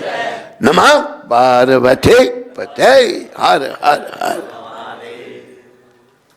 हरे कृष्ण। शंकरी माता नोएडा से।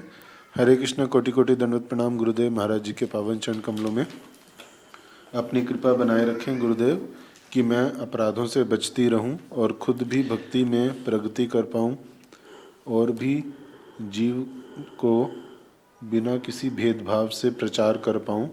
गुरु महाराज जी, आपको ऐसे कृपा से श्री गौर निताई घर पर आ गए, उनका नामकरण करने की कृपा करें और मैं ठीक से सेवा कर पाऊं, इसका आशीर्वाद दें गुरुदेव। आपकी बेटी। नामकरण किया था ना उन्होंने?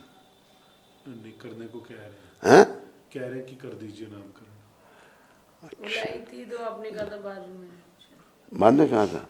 अच्छा, ठीक है।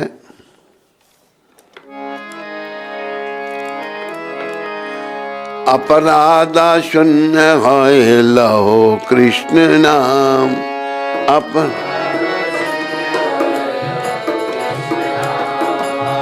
कृष्ण माता कृष्ण पिता कृष्ण धन प्राण।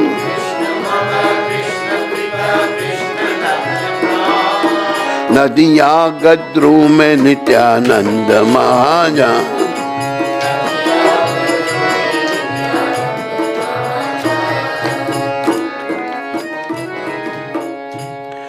तेरे भगवान का नाम होगा निमाई निताई। बोलो निमाई निताई की जय। बोलो शंकरी देवी दासी के निमाई निताई की जय।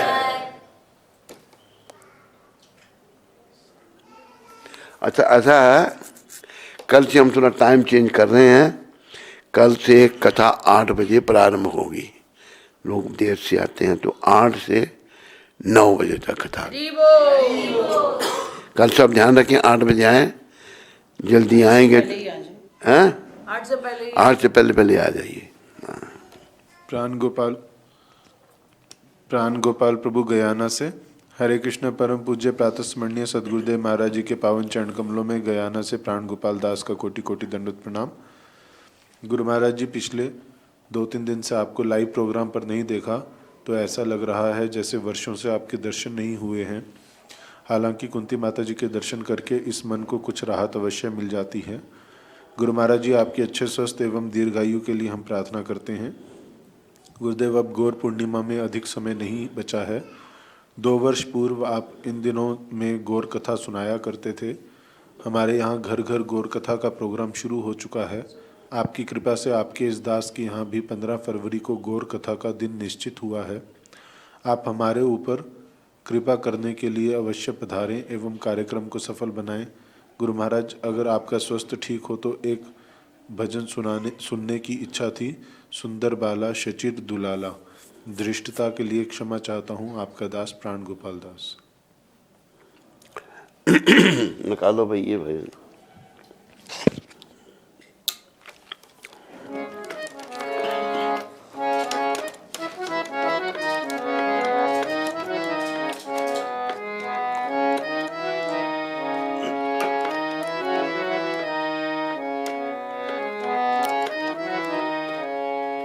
वो भजनों की अलग पुस्तक है ना, वैष्णव भजनों की, उसमें है मेरे ख्याल में। वो दूसरी नहीं, बड़ी वाली पुस्तक नहीं है? मेरे ख्याल में था उसमें।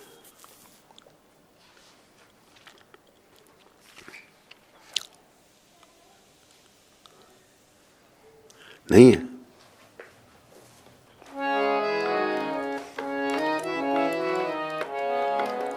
इसको तो मिलेगा नहीं, मिल जाएगा, मिल गया।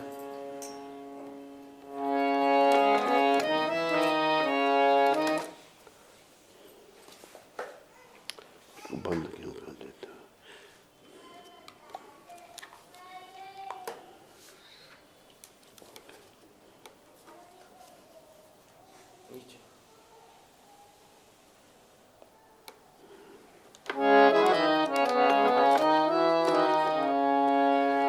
सुंदर बाला सची दुलाला,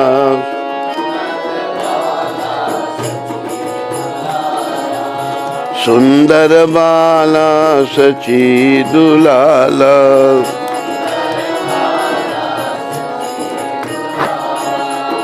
नाचत श्री हरि कीर्तन में ना,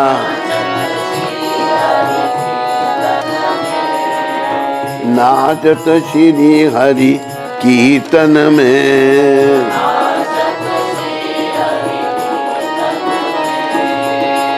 बाल चंदन तिलक मनोहर,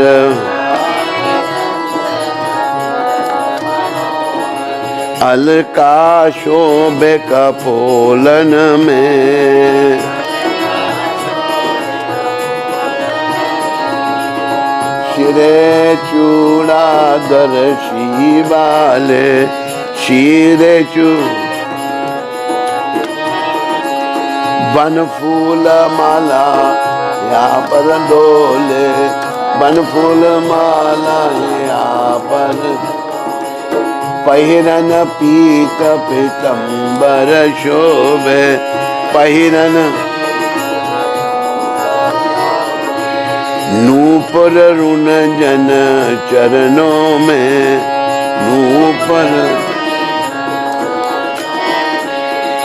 सुंदर बाला सची दुलाला,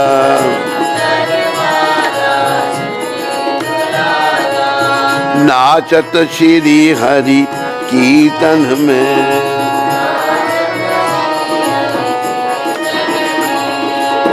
राधा कृष्ण एक तनु है, राधा कृष्ण एक तनु है, निधुवन माझे बंशी बजावे, निधुमन विश्व रूप की प्रभु जी है, की प्रभु जी है, आयो यत प्रगति नदिया में, आयो त प्रगति, सुंदर बाला सची दुलाला, सचिर नाचत श्री हरि कीर्तन में,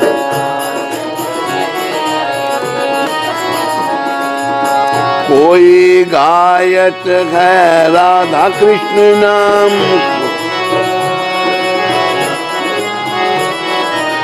कोई गायत है हरि गुणगान, मंगल तान मदंग मदंगर, बाजत है कोई रंगन में, बाजत है कोई, सुंदर लाला सची दुलाला, सुंदर बाला नाचत श्री हरि कीर्तन में,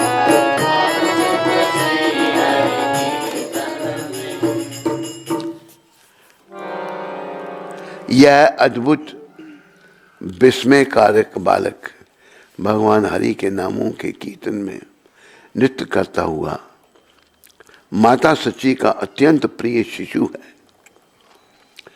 उसका मस्तक चंदन के लेप से बने तिलक से अलंकृत है। उसके मंत्र मुग्ध कर देने वाले बालों की लटें वैभवपूर्ण रूप से चमकती हैं। जब वे उनके गालों से टकरा कर उछलती हैं या उड़ती हैं, उनके बाल एक जूड़े में लिपटे हैं और उनके वक्षस्थल पर वन पुष्पों की माला मनमाला डोल रही है, वनमाला डोल रही है। चमकदार पीले सिल्क के वस्त्र धारण करके वह अपने पांव के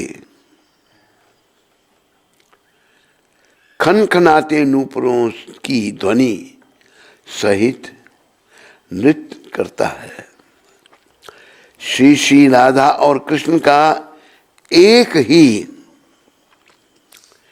शरीर में जुड़ गए हैं और वह दोनों निधुवन के कुंज के अंदर एक साथ बांसुरी बजाते हैं।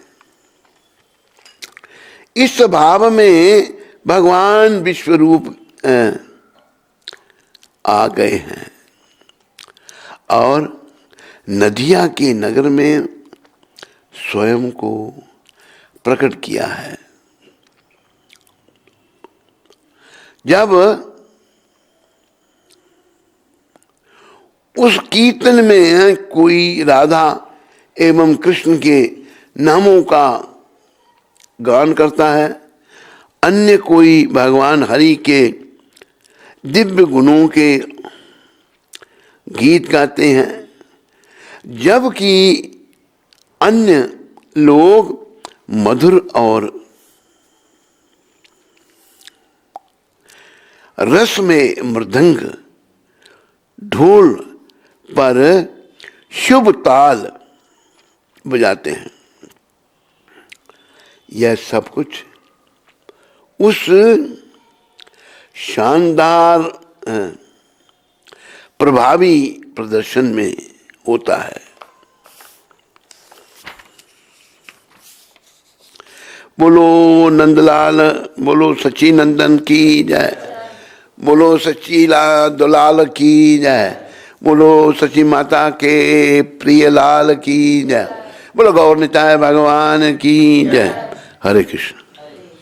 नैना तिवारी माता हैदराबाद से। हरे कृष्ण। मेरे प्यारे गुरु महाराज जी, आपके श्री चरणों में मेरा कोटि कोटि प्रणाम। गुरुदेव, आपने बोला था प्रभुपाद जी के चरणों में प्रार्थना करो। मैंने 5 बजे सपना देखा, मेरे सामने एक बुरी शक्ति है जो मुझे मारने आ रही है। मैं और मेरा भाई होते हैं, मेरे भाई की तबीयत खराब होती है उस शक्ति की वजह, वैसे वो सामने आती है तब मैं अपने भाई को बोलती हूँ, प्रभुपाद है ना, तू डर मत, सब ठीक होगा। और तभी वो बुरी शक्ति हमारे पास आती है। जैसे और पास आई, मैंने देखा हमारे पतित पावन प्रभुपाद आते हैं और आपने लाठी दिखा के बोलते हैं, अब आगे मत आना, इतना बोलते हैं। वो पता नहीं कहाँ चली जाती है। गुरुदेव, मैंने पहली बार अपने सपने में देखा प्रभुपाद जी को।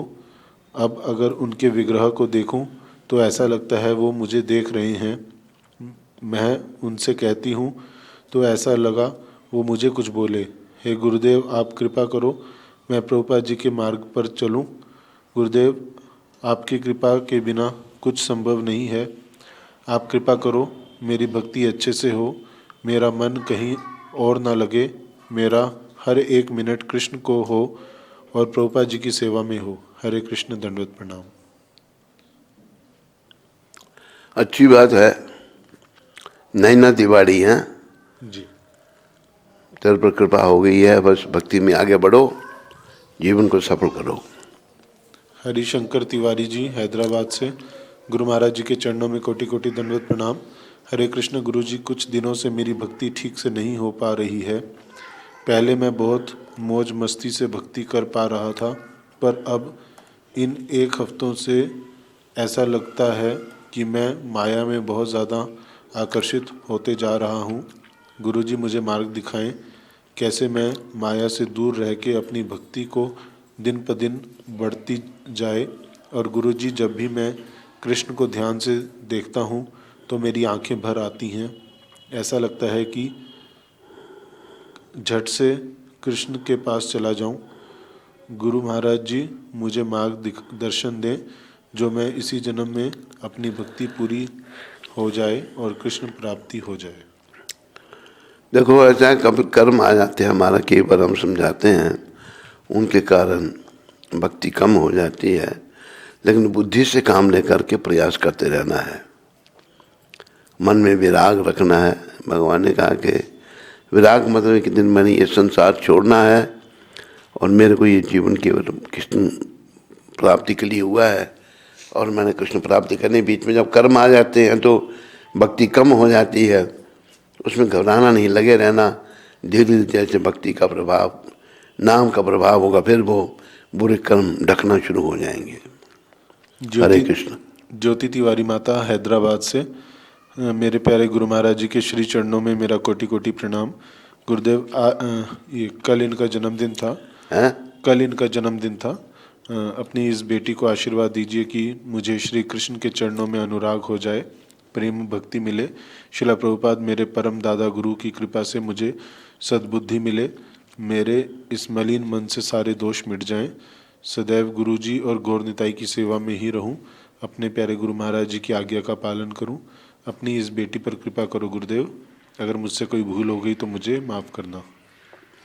हमारी शुभकामनाएं तुम्हारे लिए हैं बिटिया। बस भगवान का नाम लो, नाम जपो, प्रभुपाद जी के चरणों में प्रार्थना करो, वो बहुत दयालु हैं, कृपा करेंगे। अंजलि ठाकुर माता लुधियाना से, हरे कृष्ण महाराज जी, आपको कोटि कोटि नमन।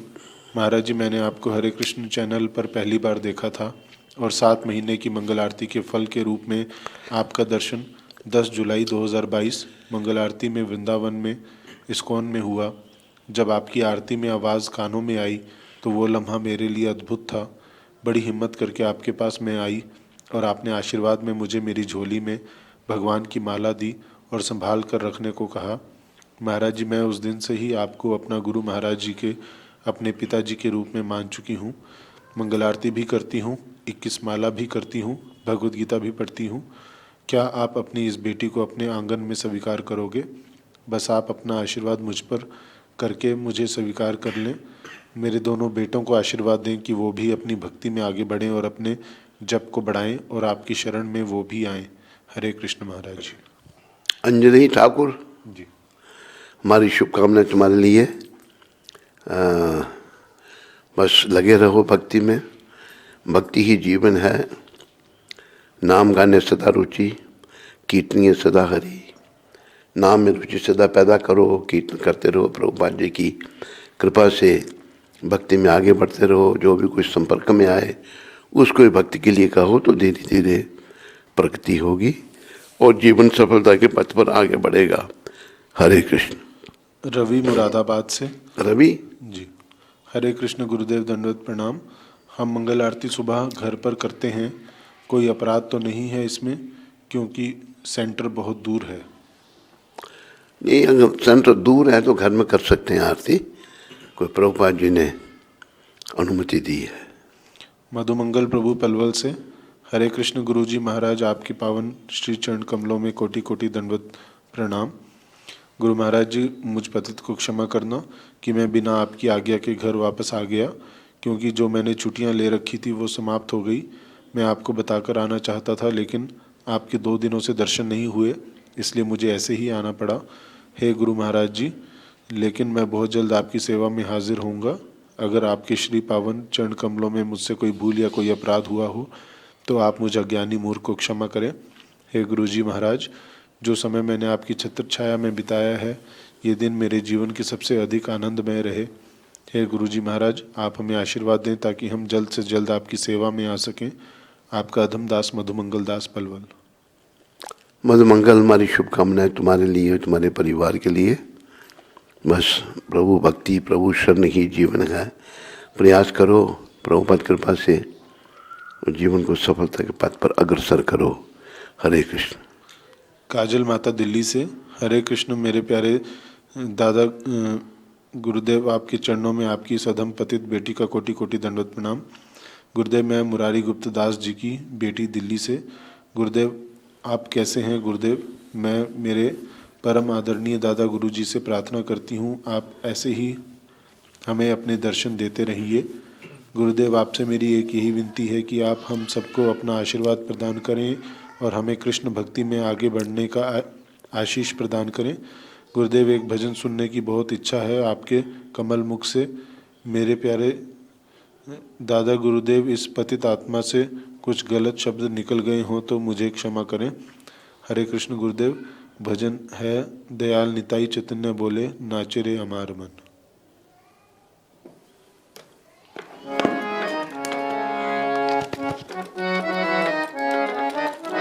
दयाल निताई चैतन्य बोले, नाचे रे अमार मन। दयाल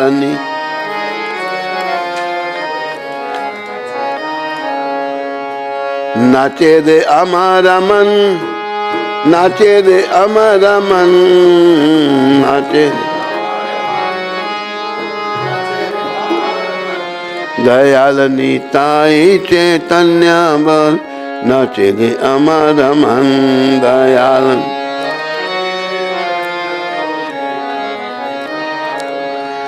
ए मन दयाल तो नहीं है, ए मन मार खाए प्रेम दए। अपराध दूर जावे, पावे प्रेमाधन। अपराध दयाल निताई चैतन्य बोले, नाचे रे अमर मन।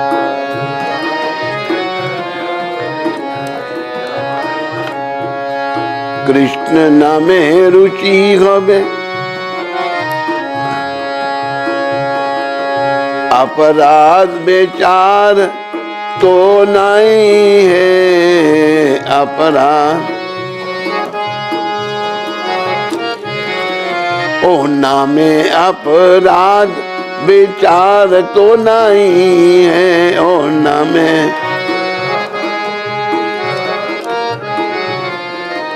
कृष्ण नामे रुचि हवे, गुची वे बंधन। कृष्ण नाम रुचि दयाल निताई चैतन्य बोले, नाचे रे अमर मन।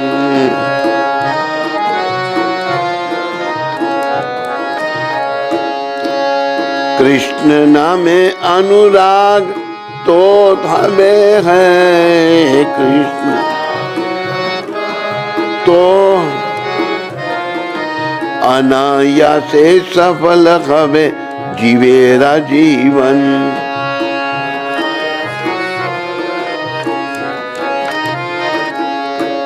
कृष्ण रति बिना जीवन तो मीछे है।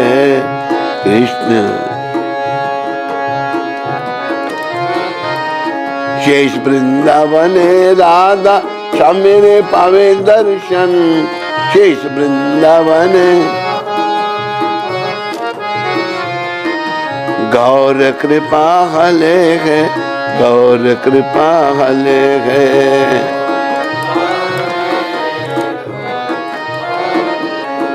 गौर कृपा हले है, गौर कृपा हले।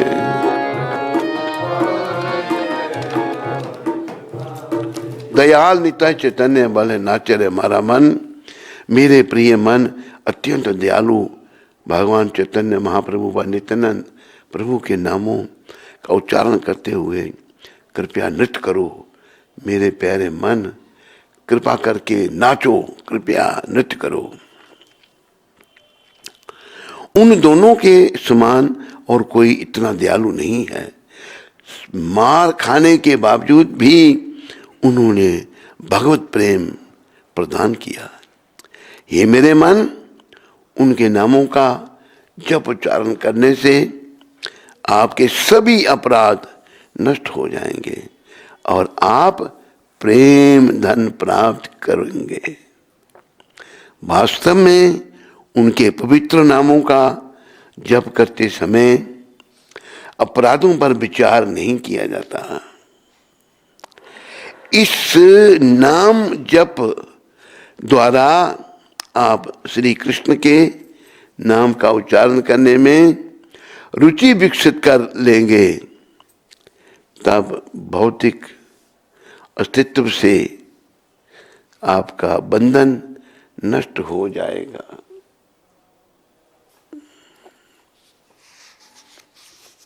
हे मेरे मन, आप कृष्ण के नाम के प्रति अनुराग निश्चित रूप से विकसित कर लोगे। उस समय आपका जीवन सफल हो जाएगा। कृष्ण के प्रति आसक्ति के बिना यह जीवन, मनुष्य जीवन व्यर्थ है। यदि आप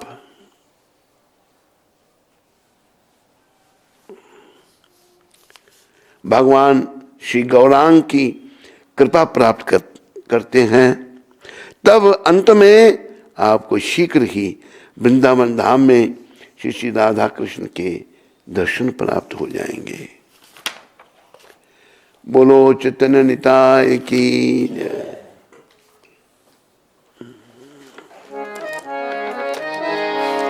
हे गिरधर तेरी आरती गाऊं,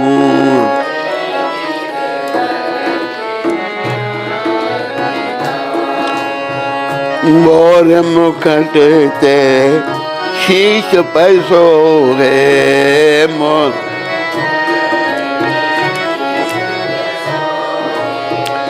प्यारी बंसी मेरो मन मोहे,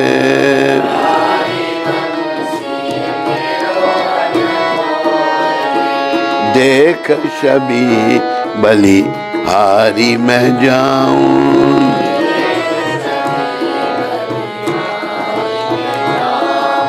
हे गिरधर तेरी आरती गाऊं,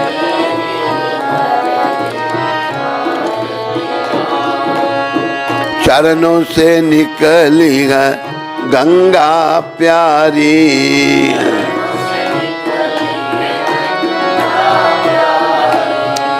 जिसने तारी दुनिया सारी,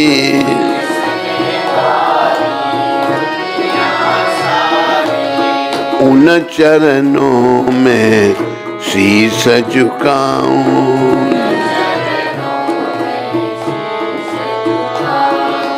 हे गिरधर तेरी आरती गाऊं,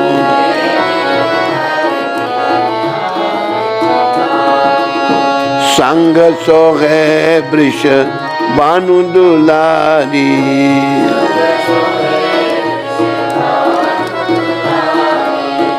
ललिता विशाखा सखियां प्यारी,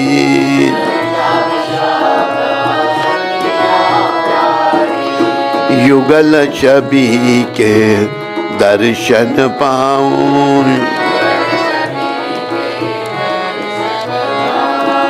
हे गिरधर तेरी आरती गाऊं,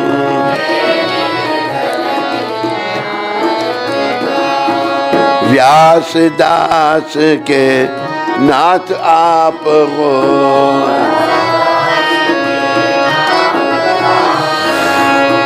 सुख दुख प्यारे साथ आप हो,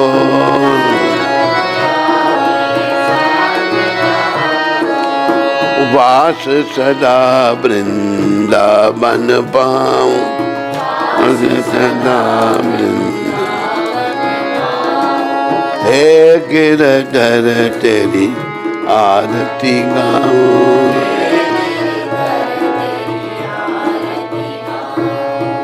बोलो राधा गिरधर भगवान की। हरे कृष्ण। श्री गुरु महाराज की